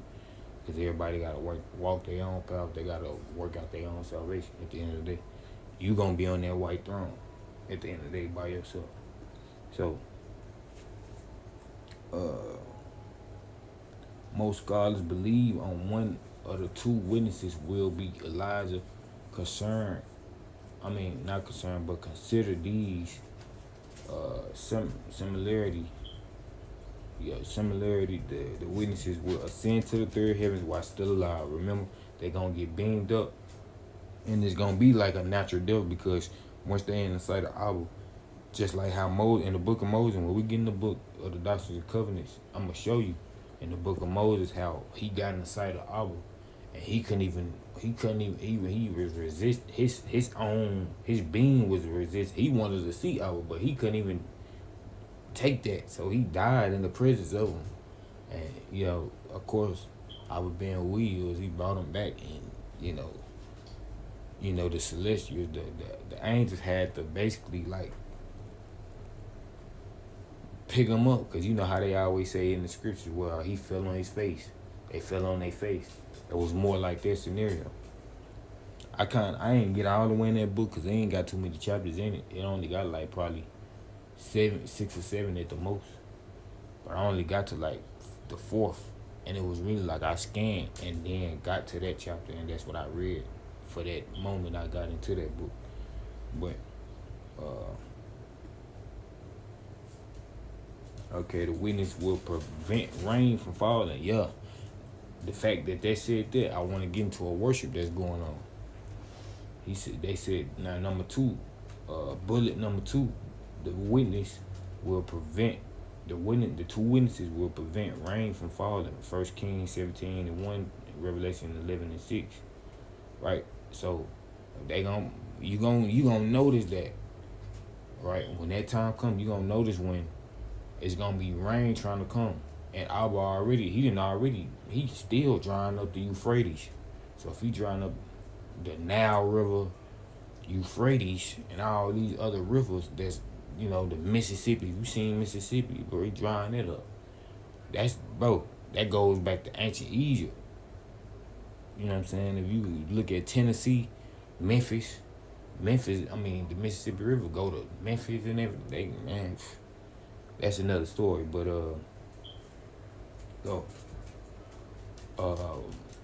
when you don't see rain falling, and then you start seeing it rain extra hard, real hard, and everybody be trying to go outside with their umbrellas, and they trying to get under the water, not under the water, but they trying to run in the water, and I'm talking about pouring. Then that's that pole worship. That's that Asher. What you call it? Asher Tar. Something like that. But Asheret. It's some type of. It's a third heaven goddess. She a goddess. She just like Tammuz. What you call it? I think her name Tammuz. Yeah, Tammuz. She was the one like with the fertility god. It's gonna be that worship going on. Because if you gotta understand, if he slewing, he destroying cattle, he destroying livestock, he destroying all this, and it's based on punishment. So it's not like, oh, he just doing it. He doing it based on what's going on and all the worship that's going on. So he sending judgment, he sending punishment.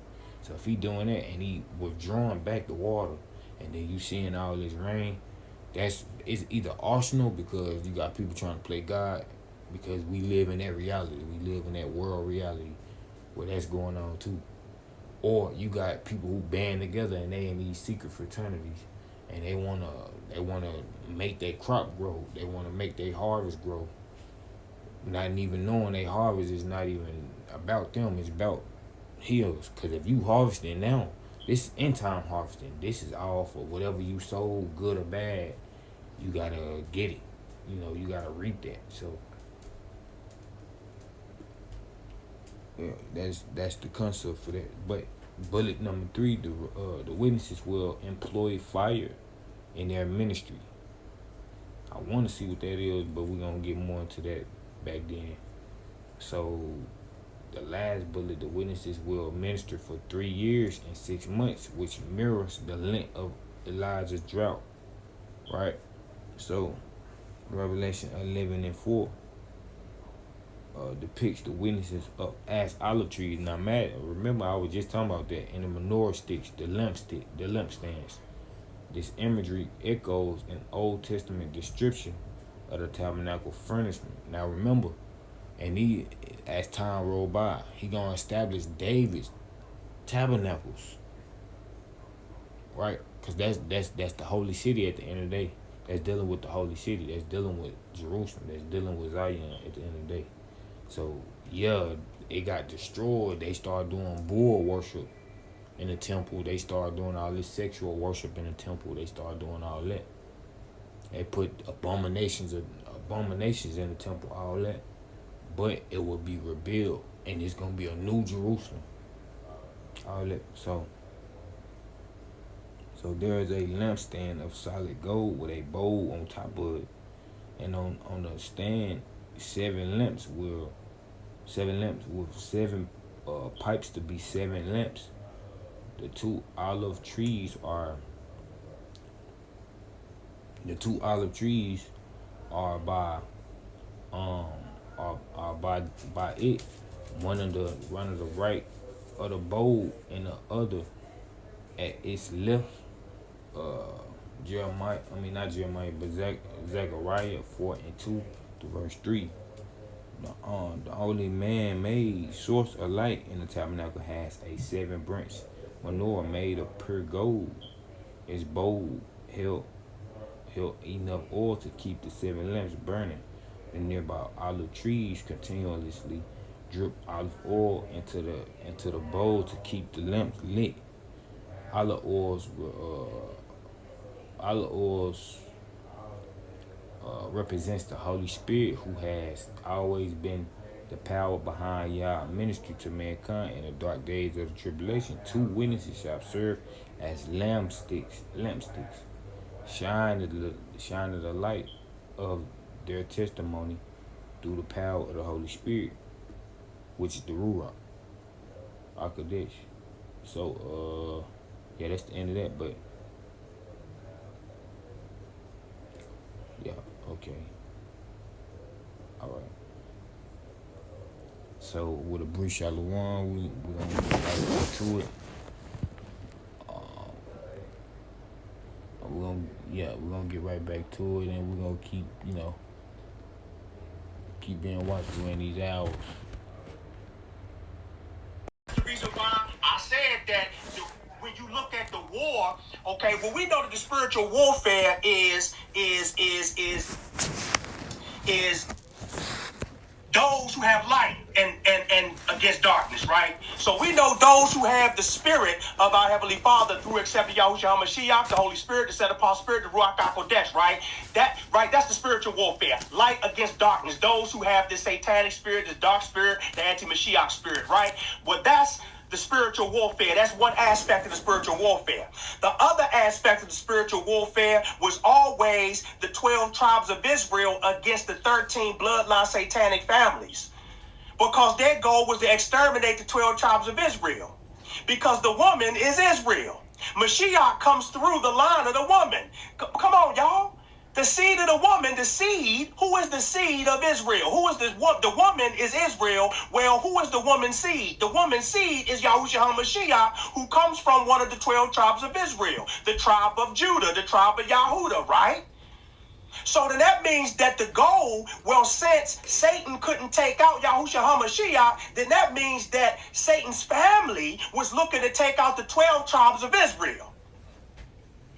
To take out, to take over, to exterminate the 12 tribes of Israel through what? Through politics, false religions, entertainment, education, sexual immorality, child sacrifice, chasing the money, sexual immorality, fornication, adultery. This is how. So those are two aspects of the spiritual warfare. The Ruach HaKodesh, the Holy Spirit, the set apart spirit light, and the satanic spirit, darkness, the anti-Mashiach spirit. That's one side of the spiritual warfare. The other side is the 12 tribes of Israel versus the 13 bloodline satanic families. Because if they could take us out first, then the world wouldn't have an earthly representation of Yah's kingdom. That's the reason why Yah chose his prized possession. That's the reason why he chose a nation first. He chose Israel to be his representation on earth. So the goal was always to get rid of and exterminate the bloodline first. But see, we were too resilient. So you must see that, okay, we were used, right? We were used. We were mistreated, we were abused, we were exploited, we were enslaved, we were burnt, tortured, we were murdered, lynched, with all of the inhumane, all of the despicable, egregious, inhumane things that could have possibly ever happened to us, happened to the 12 tribes of Israel, namely Judah, Yahudah, scattered to the four corners of the earth. Okay, well, now, this is the reason why, even though in the United States of America, which is present Rome, because the Roman Empire is none other than the United States of America. Why? Because the United States of American government is modeled right after the Roman Empire, right? Well, because the Roman Empire was after Yahushua HaMashiach, and they thirsted after the blood of Yahushua, persecuted Yahushua, now the goal is for the Roman Empire to still exterminate Yahushua's people of the bloodline. But guess what?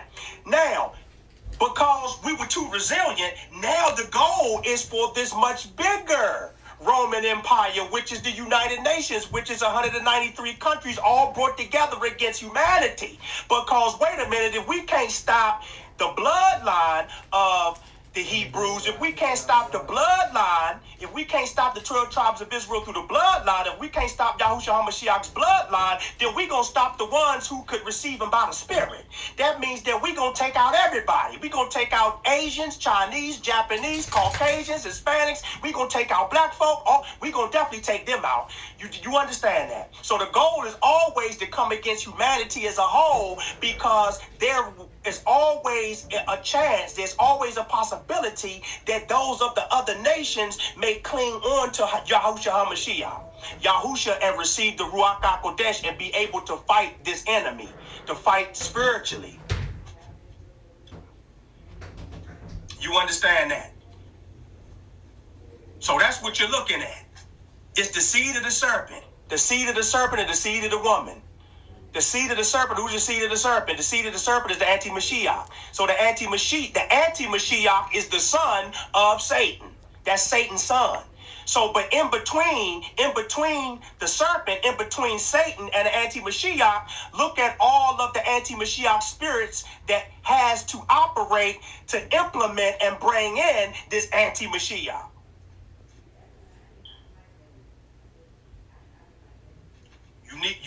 I hope y'all getting this. See. So y'all get that? So the same people that persecuted, the same people that agreed upon, the same people that murdered Yahushua HaMashiach are the same people that's against us. The same people. Edom, Esau, Rome.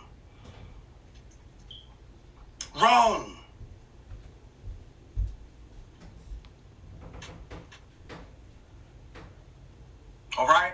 Now, Daniel chapter 11, verse 36-39. Listen to this. Verse 36. Then the king shall do according to his own will.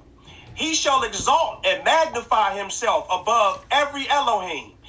He shall speak blasphemies against the Elohim of Elohims, and shall prosper till the wrath has been accomplished. For what has been determined shall be done. What has been determined shall be done. That means that everything that is being used to destroy the world, everything that is being used to pull people into the kingdom of darkness, the great tribulation, that means the testing of the saints and the destruction of those who don't want to get on the program of Yahushua HaMashiach. That means that everything has already been determined, meaning that you can't pray this away. You can't pray away this judgment. You can't pray away the New World Order coming in. You can't pray away this. See, this is Daniel chapter 11, verses 36. You can't pray this away. The only thing you can do is pray that you're protected. Pray. You have to repent and pray for your protection. But then that means that you have to do some things. You have to come away from the world's ideologies and philosophies and slogans and the way they do things. You got to come out of Mystery Babylon's traditions. You got to do that, because everything that's set to come upon Mystery Babylon has already been determined. You can't stop that. This man of lawlessness is coming. You cannot snap your finger and roll your eyes and shake your neck and roll your head this thing away. You can't buy your way out of this. No. Verse 36 again. Then the king shall do according to his own will. The king. Who is this king? The man of lawlessness, the son of perdition, this king. The one world government, the one world currency, and the one world religion. Then the king shall do according to his own will.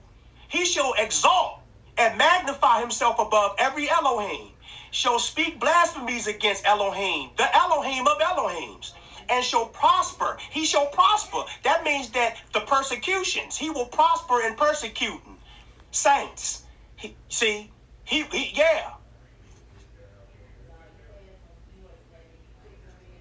will prosper in persecuting those who have been deceived. Now, there'll be some saints who won't face this persecution, but there'll be some who will.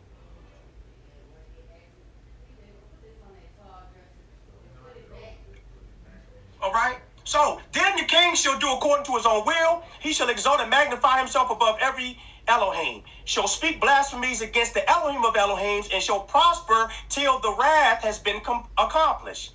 What's the wrath? The wrath is the beheading, the persecutions, the imprisonments, the incarcerations. Come on. there's going to be some incarcerations, imprisonments. There's going to be some beheadings, some persecutions. It's going to be. This is going to be a time of testing. There's going to be some starvation. There's going to be some poverty. There's going to be some lack. It's got to happen. Now, he just said that, and shall prosper. He shall prosper till the wrath has been accomplished. For what has been determined shall be done. Verse 37, he shall regard neither the Elohim of his fathers nor the desire of women. So that means that he would nor the desire of women. Okay? So now, two applications to that, right? Now, this anti-Mashiach, he shall regard neither the Elohim of his fathers nor the desire of women, right? So that means that he won't desire what women desire. Women desire to do what? Women desire to procreate. Women desire to have babies, right? But this anti-Mashiach will not have the desire of women either. He will be a homosexual. Why do you think the world is pushing homosexuality like this? Why? Because this man of lawlessness is going to be homosexual. Because homosexuals, they don't care about procreation and reproduction. Birthing natural babies. See? See? You understand that? That's why everything is about the LGBT community. Everything is about gay. Everything is about homosexuality. That's why they pushing it. That's why your politicians are pushing it. That's the reason why your religious leaders, especially your Christian pastors, don't speak against it. That's the reason why they're implementing LGBT teachings in school systems. Why you think? That's the reason why you can't watch a TV show. You can't watch Power, Ghost, any of these. You can't watch Empire. You can't watch any show on Netflix. You can't watch any TV show, any movie on HBO, Showtime, MTV, BET. You can't watch no television program and not see homosexuality. You can't. You bound to see two men kissing. You bound to see it. You bound to see two women getting into it. Because even women won't have natural desires and natural affection. Why? Because everything will be pointed to this man of lawlessness coming. He won't desire women, nor will he have the desire of women. Now, if the desire of women is to have a natural birth and to be able to birth babies, well, the goal of the anti-Mashiach is going to be extermination. It's going to be mass extermination of the population, meaning depopulation. So he's not looking to have babies. He's not looking to desire what women desire. No, okay? So this is what you're looking at. Transhumanism, artificial intelligence, digital world. So the goal is for you. Why? Because it's all about the God of transformation.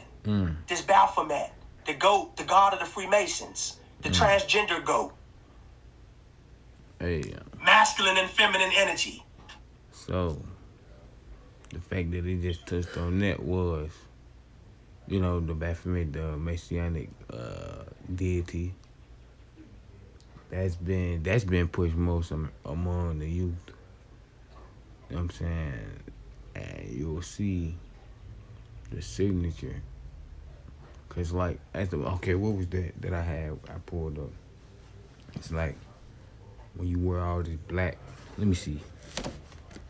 Right. When you wear all that. I'm finna get into it real quick. Hold on. Let me get into that thing, bro. Hold on. Finna hop right into it.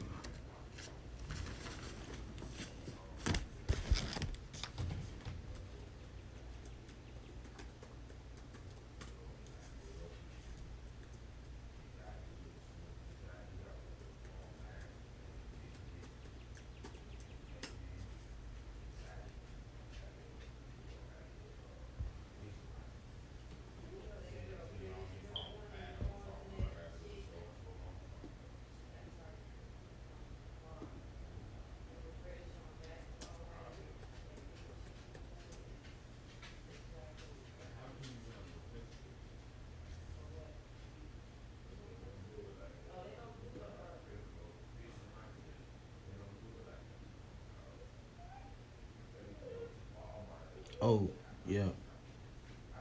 You see them where all this black, it's called the black house structure.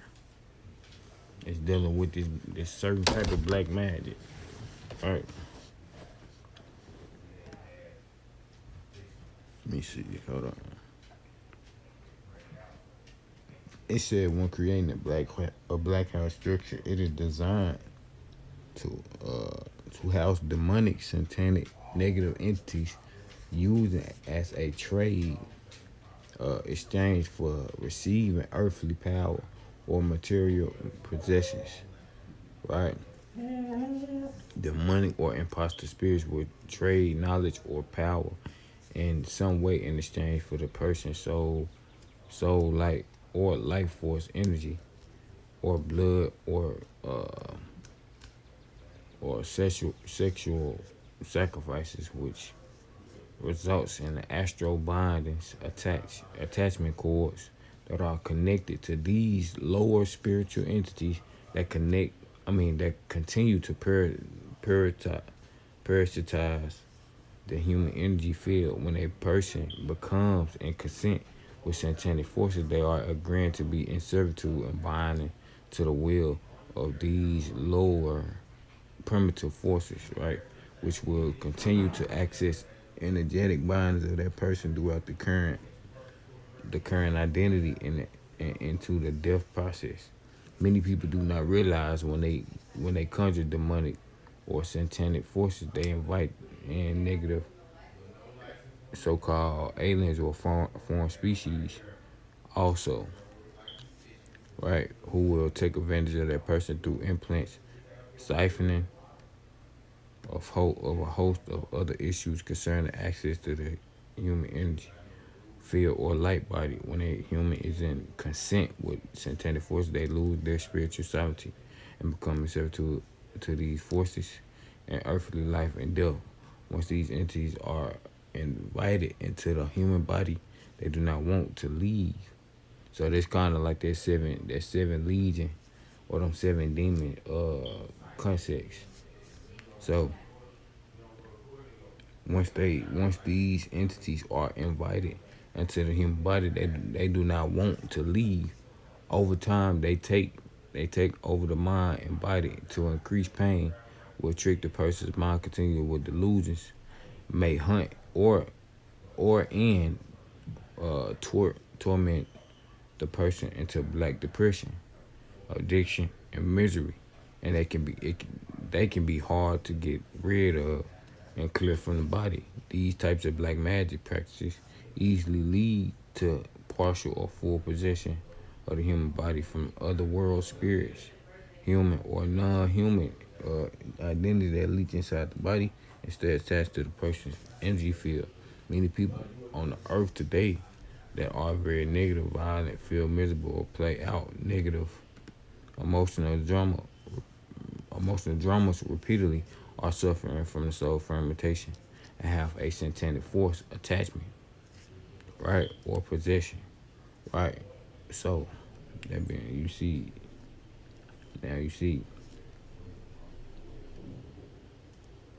all right. So we're gonna get back to the vid, man.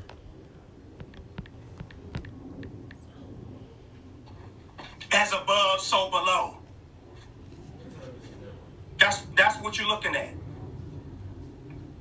Meaning that it's okay for masculinity to tap on into femininity and femininity to tap on into masculinity.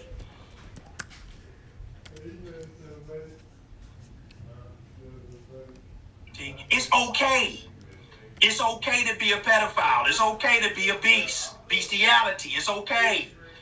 Because once you start getting it, because once you have a whole nation, once you have a whole world, once you have a whole culture, once you have a whole society that is totally sexually perverted, then that means that it just keeps on going. It just keeps on giving. It just keeps on perverting. It keeps on destroying.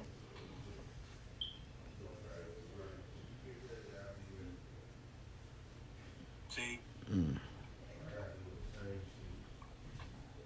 And that's the reason why now little boys are now girls and girls are little boys.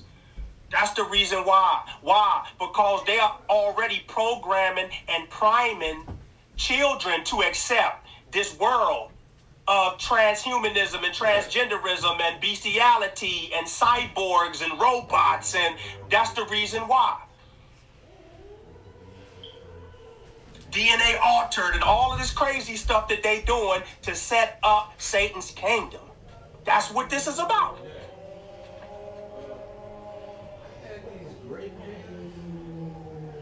This is the great falling away, the great rebellion, the apostasy.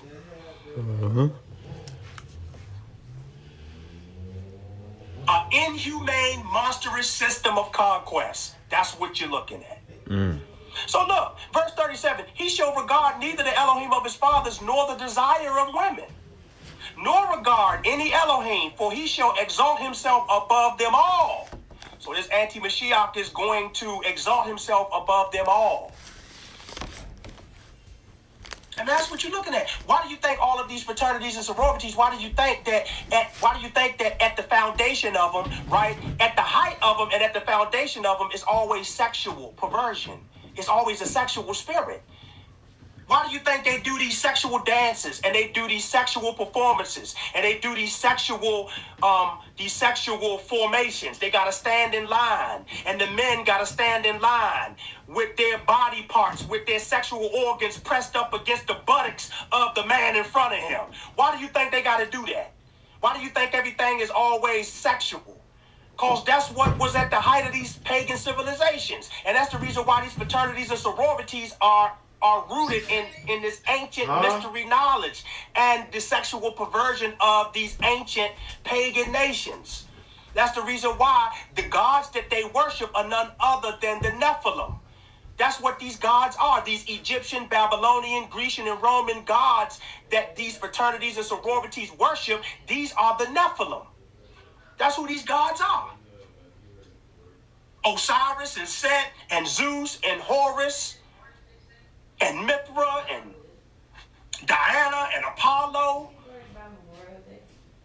Dionysus, Asclepius. See, all these different gods. Set, all of them. See, it's that Nephilim spirit. That's the reason why when they get into fraternities and sororities, why do you think they got a giant spirit? They think, why do you think they have to do the most inhumane, degrading, perverted things? They have to eat doo-doo, they got to eat dog food, they got to eat insects. Why do you think they got to get their hair snatched out? They got to take whippings and beatings with paddles. Why do you think they got to take all of that? Why? Because this is paying homage to Satan. This is them saying that they honor him. This is how you honor him. Hey. You honor Satan through... Hey, man, that's crazy. Hey, hey, you know what's crazy? They used to do that in school. Like, if I take it back, what was that? Like elementary. When they it was this dude. He was the principal named Mr. Swilly, and he used to like kids get in trouble and it'd be like bad to where they, they used to have to. Well, they ain't have to, but they did. They used to whip the kids with paddles. Used to bend over the desk and whoop them with a paddle. These fraternity practices, man, they been getting us ready for that, bro. That's crazy. That's crazy. We're gonna dig into the school system too, man. We're gonna get into that concerning the Messianic. Oh yeah, we're gonna get into that. So let me note that. Degrading, dehumanizing practice you could partake in. And all of them are implemented in these secret societies. That's the reason why I talk about them. Because they run everything. They run everything. But see, now wait a minute. You don't think so. You can't see it because they do community service. They do community works. But all of this is the workings of Satan. All of it. Because these gods and goddesses goddesses at the foundation of these secret societies, all of them are gods and goddesses of sensuality and sexuality and sexual perversion. That's the reason why automatically when you get into these fraternities and sororities, you automatically got a sexual spirit on you. You already got the spirit of homosexuality and pedophilia and bestiality already on you, even if you don't know it. It's there already. It's just that it just hasn't been, for many, it hasn't been fully materialized yet because the world hadn't gotten as dark as it's gonna get once the man of once the spirit, once the restrainer is moved out of the way, taken out of the way. There's coming a day when the restrainer will be taken out of the way, and then the man of lawlessness will be revealed. That means that once the restrainer is taken out of the way, all hell is going to break loose. Then you're going to start seeing the demons manifesting out of people, meaning the demons that people have pledged an oath and binding agreements and covenants to through secret societies, fraternities and sororities, pagan traditions, pagan religions, pagan gods and goddesses, all these perverted sexual practices, chasing the money, living your best life, chasing Hollywood, celebrityism. All of that stuff is going to come out in the end. And you just don't see it yet. Bro, what happened to those pins? See? Because right now, it's masqueraded and shrouded in good works. Switch. Community service. See? Church folk. Jesus and God lovers. See? You don't see it yet because the world ain't got dark enough yet. The world ain't got dark enough yet. Now, that is the reason why they don't know. Because Satan don't need you to know. He wants you. As a matter of fact, Satan does his best work in the dark. He does his best work when you don't know. Satan does his best work when you are ignorant. Satan does his best work when you say that ain't true. Oh, good. Good. Thank you. It ain't true. He wants you to say that. He wants you to believe that. So you could be merrily, merrily, merrily, merrily. Life is but a dream. Boom, dead hell. That's what he wants. So right now you're looking at a time of the great falling away, but you're looking at a time of spiritual blindness. This is a time of spiritual blindness, where people are spiritually blind, yet more educated in the world, in the history of the world. People are more educated, more indoctrinated in the history of the world, but they more spiritually dumb. They more spiritually dead than they've ever been, but more educated, more indoctrinated, but spiritually dead. Okay, verse 38. But in their place, he shall honor a Elohim of fortresses, and a Elohim which his fathers did not know. He shall honor with gold and silver, with precious stones and pleasant things. Then that means that they're going to set up an image. There's going to be an image set up. There's going to be some type of a statue that they're going to bow down to, just like during the time of King Nebuchadnezzar. Remember when Shadrach, Meshach, and Abednego said that we will not bow down. We will not bow down to your God. We will not bow down to your statue. Well, that's what's coming again. There will be a King Nebuchadnezzar-like figure, which will be this anti-Mashiach, who will have an image set up where people will have to bow down to it. That's why he said, but in their place he shall honor a Elohim of fortresses, and a Elohim which his fathers did not know. He shall honor with gold and silver, with precious stones and pleasant things. See? And he's going to honor, and then this anti-Mashiach is going to honor his people. He's going to be honoring his people with pleasant things, because he's going to have the whole world under his subjection and total control. This is the reason why Scripture says that for right now, this beast is holding this woman up. Right? That means that this governmental system, this beast, right? This system is holding up this woman. Who is this woman? This woman is the Roman Catholic Church. But then these 10 horns will for 1 hour, they will rule with the anti-Mashiach for 1 hour. All right? These 10 horns. They will rule with the anti-Mashiach for 1 hour. What would they do? They were going to destroy this woman. They're going to burn this woman with fire. Why? Because there's coming a time where you won't need the one world religious church. You won't need the Roman church. You won't need Roman Catholicism, which is universalism, which holds all the religions. You won't need the woman anymore. And then why? Because there will be a new system. Right now, this old system right now, this present system is what's holding up this Roman Catholic Church.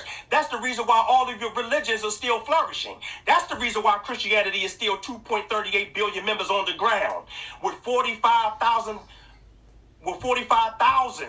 denominations globally and 200 denominations in the United States of America alone. That's the reason why you have all these religions, all these religious practices, and all these religious gods and goddesses and memberships. That's the reason why I keep trying to tell y'all, the Freemasonry compass and square with the G in the middle, Lucifer, Satan, right?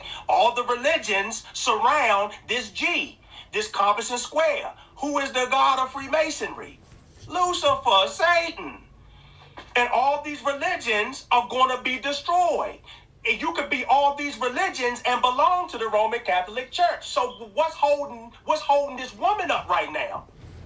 This system. This old beast system. Because this woman is riding the back of this beast. That means that the Roman Catholic Church is riding this system right now, this old system, this current system. But there's coming a time where this old system going to be done away with, and you won't need the woman. You won't need the Roman Catholic Church. These 10 European kings, these 10 horns will rule. We already talked about that 2025 is going to be a water shortage, a water crisis.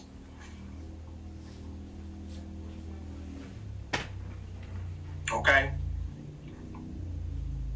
So, what is that really telling you? That's telling you that the water supply will be tainted, and it's getting started now. So, not only fluoride in your water, but it will be poop filtrated in your water. You'll be drinking water that's filtrated in poop, and fluoride will be in it. So everything has to be destroyed in order for you to accept this new false utopian world headed by the anti-Mashiach, until one day the mark is enforced. The mark of the beast will be enforced, meaning that you will be forced. At some point, it will no longer be an option to you. You only forced if you. It will no longer be an option. If you go with it. Right now you have an option, but it will be no longer an option one day. It's still gonna be. Meaning that, okay, it's either you're gonna be on this one world system or death.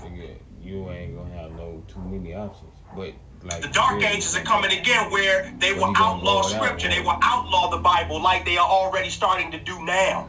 They are outlawing the Bible, outlawing Scripture. Why? They trying to take that away. Why? Because that's the Hebrew Israelites' history in that book. So if they try to do away with black history in the school system, one of the things that they need to take away is the Scripture. And because they need to take that Scripture and they need to alter that like they did when our people were transported over here in slave ships through the transatlantic slave trade, and they gave us an altered Bible then, used by the slave master, used by the Roman and Grecian oppressors. These were the ones that had the slave Bible.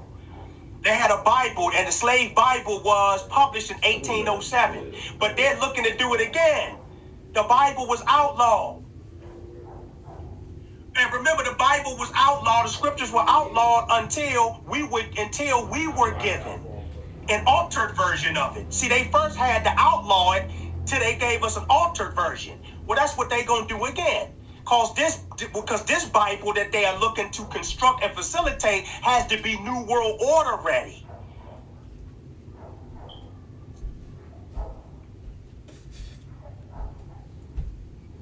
All right. See, so that means that the scripture as we know it has to be altered to fit the agenda of the New World Order, basically. They have to change up terms. See, they have to mistranslate it.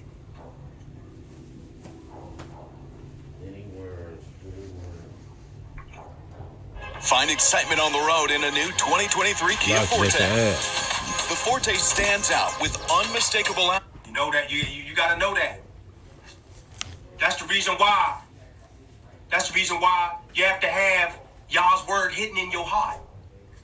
Because you're going to be a walking scripture. You're going to be walking the scripture out. It's going to come a time.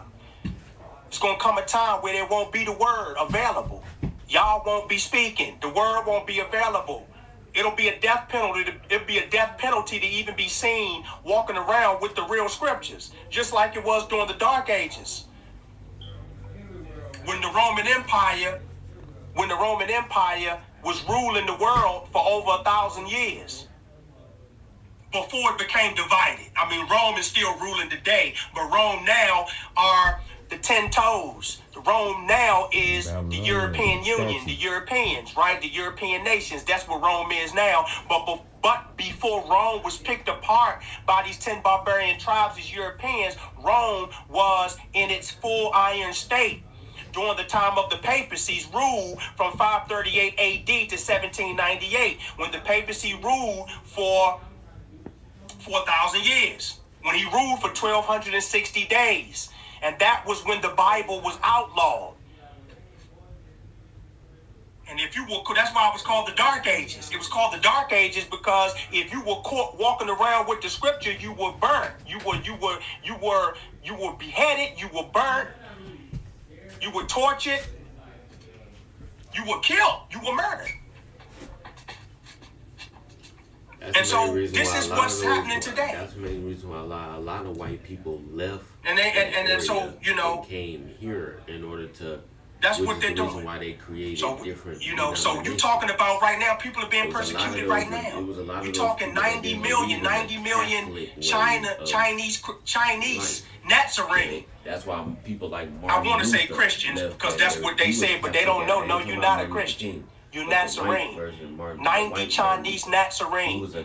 90 million, 60 million Russians he left that being persecuted. Over here and created the Lutheran denomination.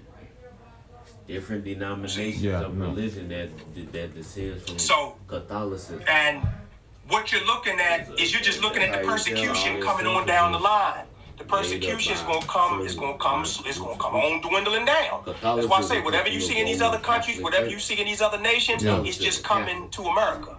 It's coming. It's coming. It's coming. Do you think y'all is gonna look at this foolishness forever? All those people No. just created their No. own. Y'all is not gonna look at this foolishness forever. That means that you got to come out of it. I'm saying for you women that's taking these half-naked pictures with your butt out, you taking pictures like you a porn star, you better stop. You better stop. A lot of those people left in Rome and came. You better get out of that world of nudity. You better get out of that world of pornography. You better get out of that world of sexual immorality. You better get out of it. Men too. You better get out of that pornography. You better get out of it. You better get out of it. Because that is what destroyed all the other cultures before this one. Before this one's being destroyed. What destroyed all the other cultures? It was sexual perversion at the height. It was sexual perversion at the height. So if you over here still trying to look sexy with your eyeliner, with your butt all up in the photos, butt in the mirror first, taking your little selfies with your butt out and your breasts out, you better stop. Because judgment is knocking on your door.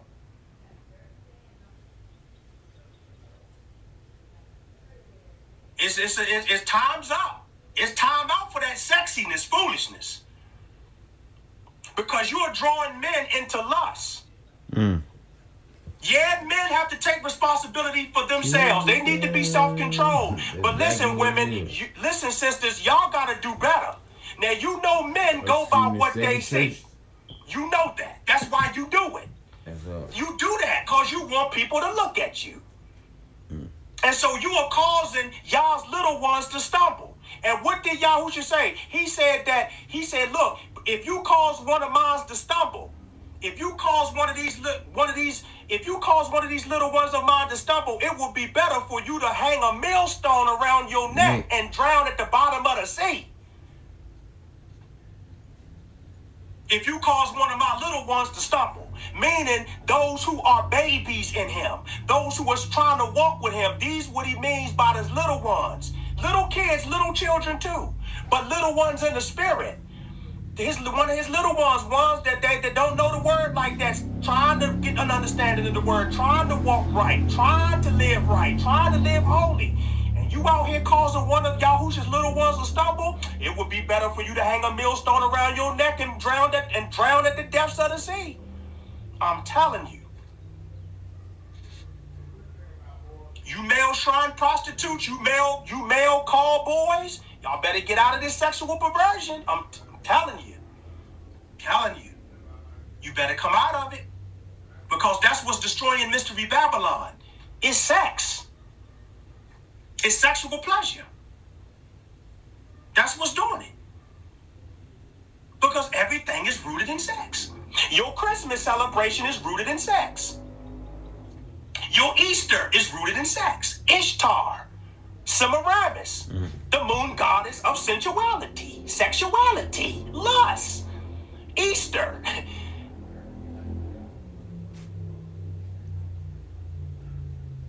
Where they all engaged in practices, unnatural sexual practices, having orgies in the temple of Semiramis. Come on, y'all better get everything rooted in Babylon, in Egypt, Assyria, Rome and Greece. Greece and Rome is all sex. It's sex. Money, power, sex. Money, power, sex. That's what it's about. And the only reason why you want to look sexy and dress naked and do all of this stuff is because you're looking for somebody to give you some money.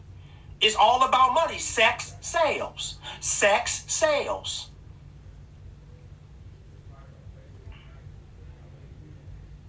Come on. Everybody knows that. Sex will sell. Sex gets you the numbers. Sex gets you the views. Sex gets you the callbacks. But sex also will get you judged. Unnatural sexual perverted practices will get you judged and sent to the lake of fire. So I'm just saying, I'm telling you now, you better straighten up. And wearing all of that makeup, and I'm not talking being modest with lip gloss and just a little bit of eyeliner. I ain't talking about that, because there's a modest. But I'm talking about when you put all of that red lipstick, you put all that lipstick on, and you got all that eyeliner on and all of that. Well, that was used in Egypt to pull men into sexual lust. See, that's what the fallen angels taught the daughters of men. How to paint faces, how to use makeup. This was an Egyptian practice to get men into sexual perversion. And this is the reason why now even men are being perverted by putting on makeup and wearing dresses. Why? Because now you can't even tell the difference now between a man and a woman. This is an Egyptian practice. Babylon and Egypt, Freemasonry. This is Satan's way of perverting the man and perverting the woman to where you all mixed up. You can have sex with men and women and children and beasts and dogs and rabbits and all. And you could the days of Noah. Water Noah. The days of Noah. See? All that hair down to your butt. See, your long Brazilian wave cuts and all of this stuff that y'all doing, and all wearing hair all the way down to your feet, lashes to the moon. I'm telling you, this stuff, no, y'all doesn't like that. Y'all hates that, in fact. So I gotta break that down to you. I gotta tell you that. Now, okay? So, back to what I was saying. You can't tell the difference. That's the reason why these basketball players and a lot of these rappers, that's the reason why they're having sexual relations with transgenders and they don't know it. Why you think? Because now these... Like he done dead, man. So now, we finna hop back and we're gonna transition to this cognitive warfare. What NATO doing among the masses. It's helping the system. You know. It's called cyber torture. Cyber torture.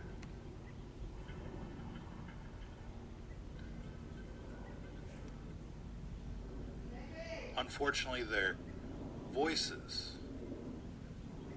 will never be heard. These people are screaming in the night, and no one can hear them. No one will believe them. We're expected to believe them when it's happening to the government officials, but when it's happening to regular people, we're told to not believe that.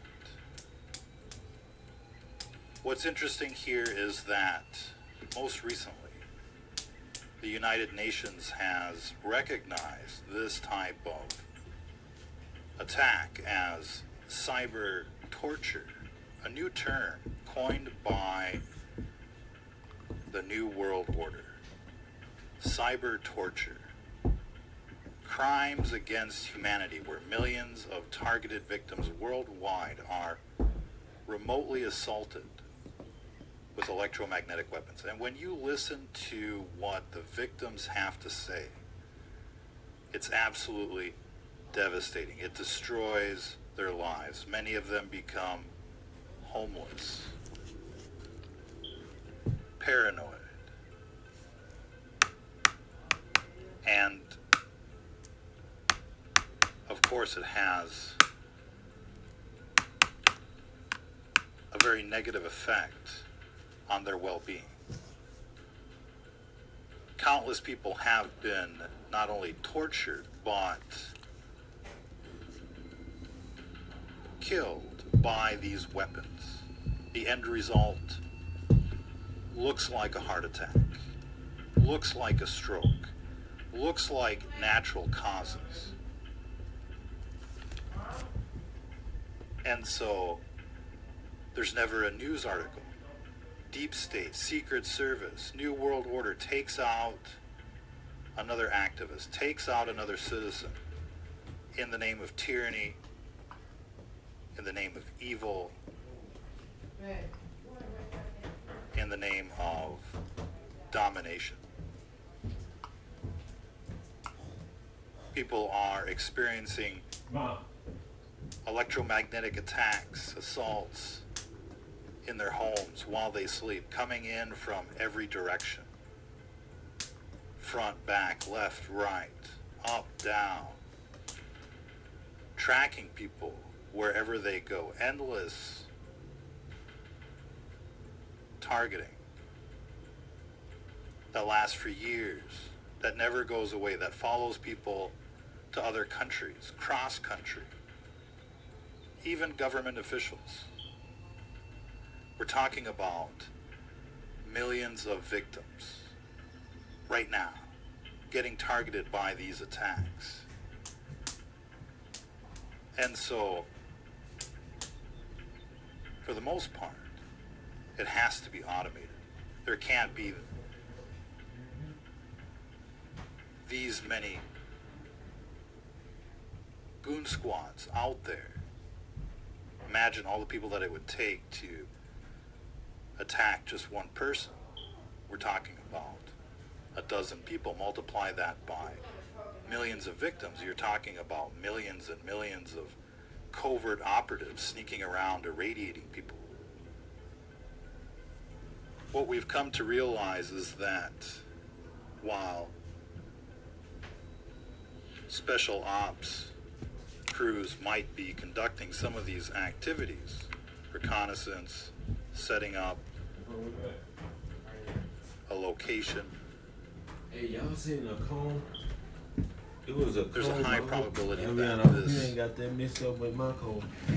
Torture is automated in nature, like cell phone communications. You can make a call wherever you want to because the cell phones are the cell towers are tracking you. The cell phones are tracking you as well. They know your location, and wherever you are, they can communicate, handoff from tower to tower, handoff from location to location, essentially following wherever you go without you really thinking about it, without really knowing it. What? And so this seamless coverage that we associate with wireless communications can also be applied to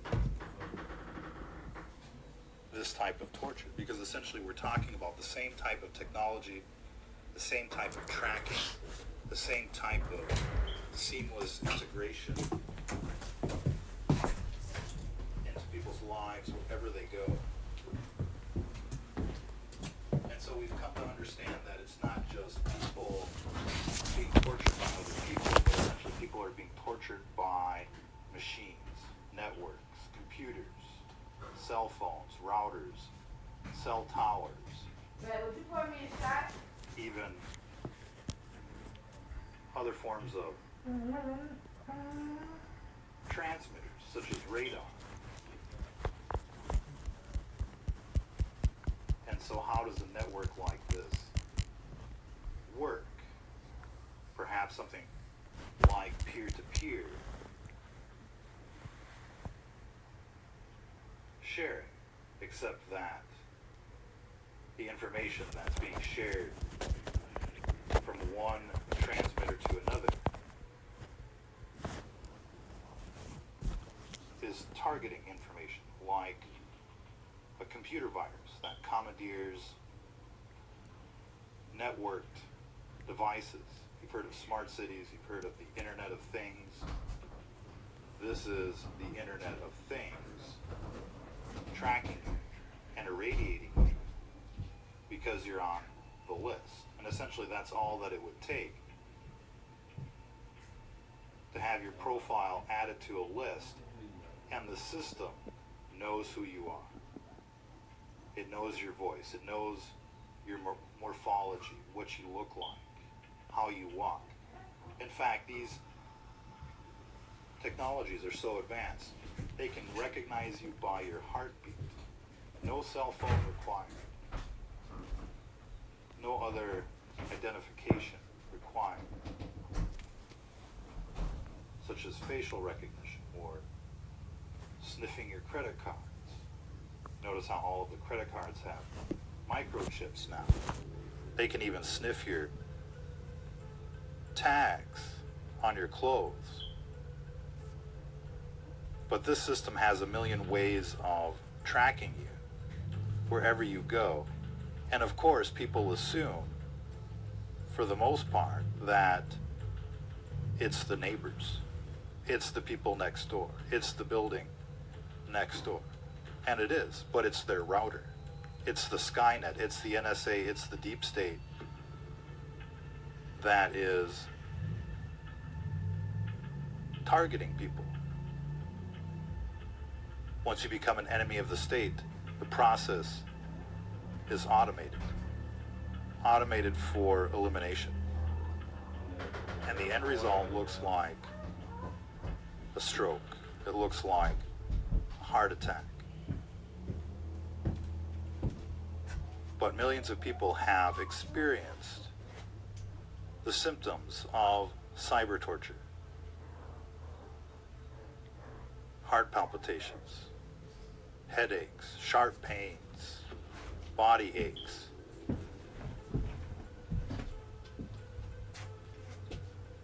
And so the list of natural causes goes on and on. But when you hear the victim impact statements, it gives you an idea of just how widespread this phenomenon is. It's coming in from all over America, Florida, the honey trap, California, West Coast, the big cities. But we're getting testimony from all over the world.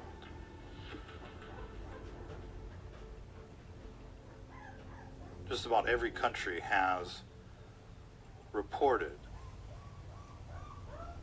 symptoms like the Havana syndrome. People all over the world have been reporting the effects of electromagnetic warfare. They molest you, they rape you, especially while you sleep.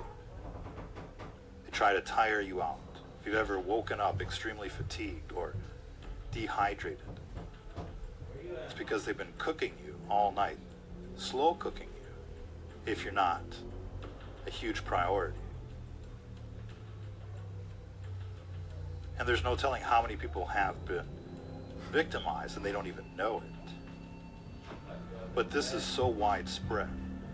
And this is all the more reason to suspect that they can emulate pandemics through energy weapon attacks. They can just light up a zip code, light up an area code, light up a city, and simulate a pandemic due to radiation poisoning. Lots of reports from the UK. Essentially, when we track the timeline, this has been spanning for 20 years, starting in the West Coast, progressively getting worse and more intricate. Now they can invade your dreams. Now they can invade your thoughts. Seems like people are having conversations in their thought life with chatbots run by the NSA. That's how bad the situation actually is. In fact, it's much worse than that.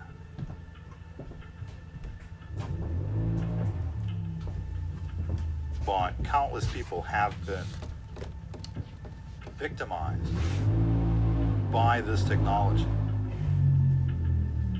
But the news doesn't report it unless it's happening to somebody important, somebody in government. Then they're a little concerned. But everybody should be concerned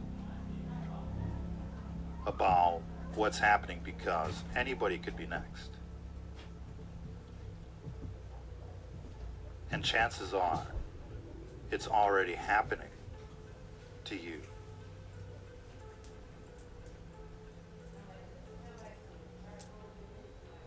But we've got reports coming in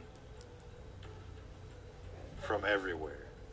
And it seems like it became more widespread starting in 2016, perhaps with the rollout of 4G. It became way easier to hit people like this. Perhaps this is when they finished their targeting program or rolled it out to all of the networks, including the routers and the modems and the phones and the like. But essentially, right now, just about any electronic device can become a weapon in disguise, a phased array antenna shooting out a beam like the Starship Enterprise, a scalar weapon attack. Countless victims. Canada, the US, just about every state now. Every country in Europe, China.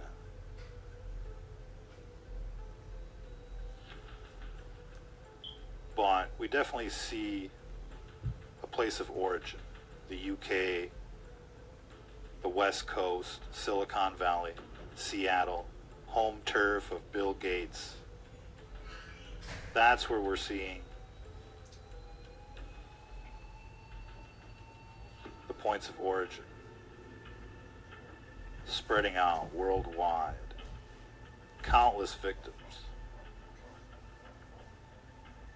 And we've been talking about this for quite some time because, as you can imagine, we've tasted what this technology can do.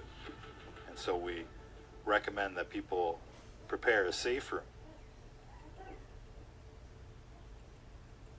making a type of Faraday cage using tight wire mesh or sheet metal. People have suggested other things as well. The more you research Faraday shielding, the more ideas you can come up with. But when it comes to what can you get, what can you deploy, what can you afford,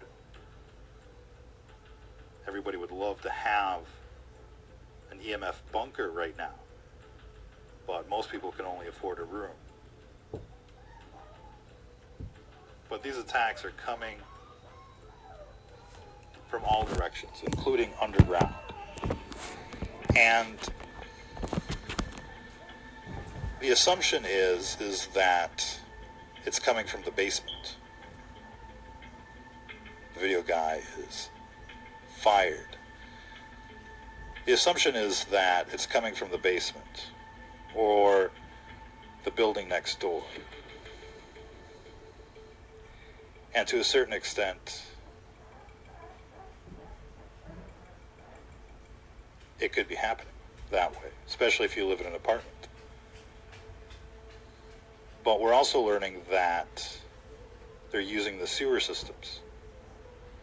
They're using sewer pipes as an EMF bullhorn. I mean, they've got people flooded with EMF. But there's also other things that people should consider. That this isn't just Skynet in the background. We're going to be exploring more enhanced ideas when it comes to what's going on in future broadcasts, and we'll touch on it in this broadcast. But we're getting reports of ghosts in the machines. Now, when you say something like that, you might as well start talking about flat Earth. You might as well start talking about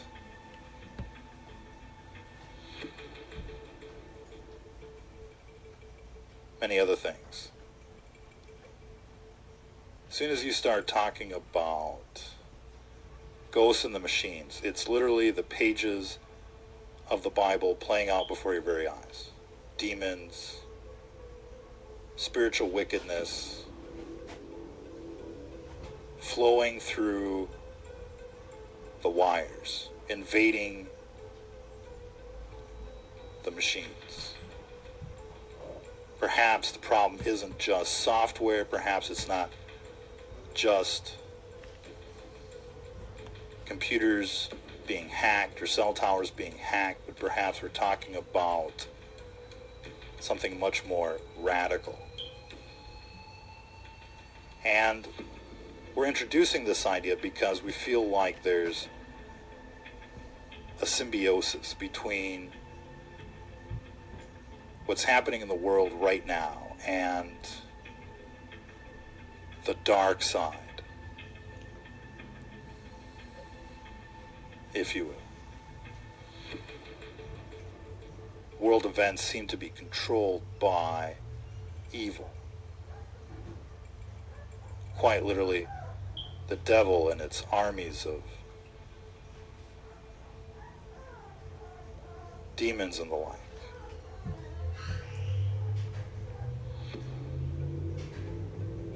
We're told in Ephesians that we're not fighting against flesh and blood, but against spiritual wickedness, principalities.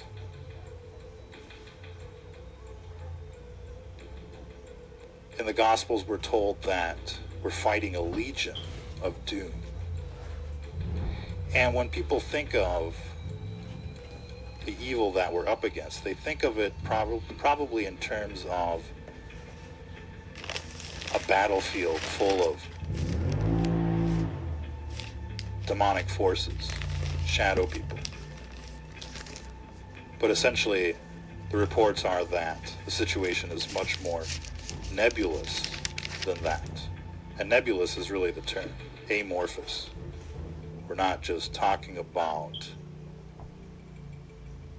bipedal shadow people or necessarily something out of a movie. Devil with two horns and the like.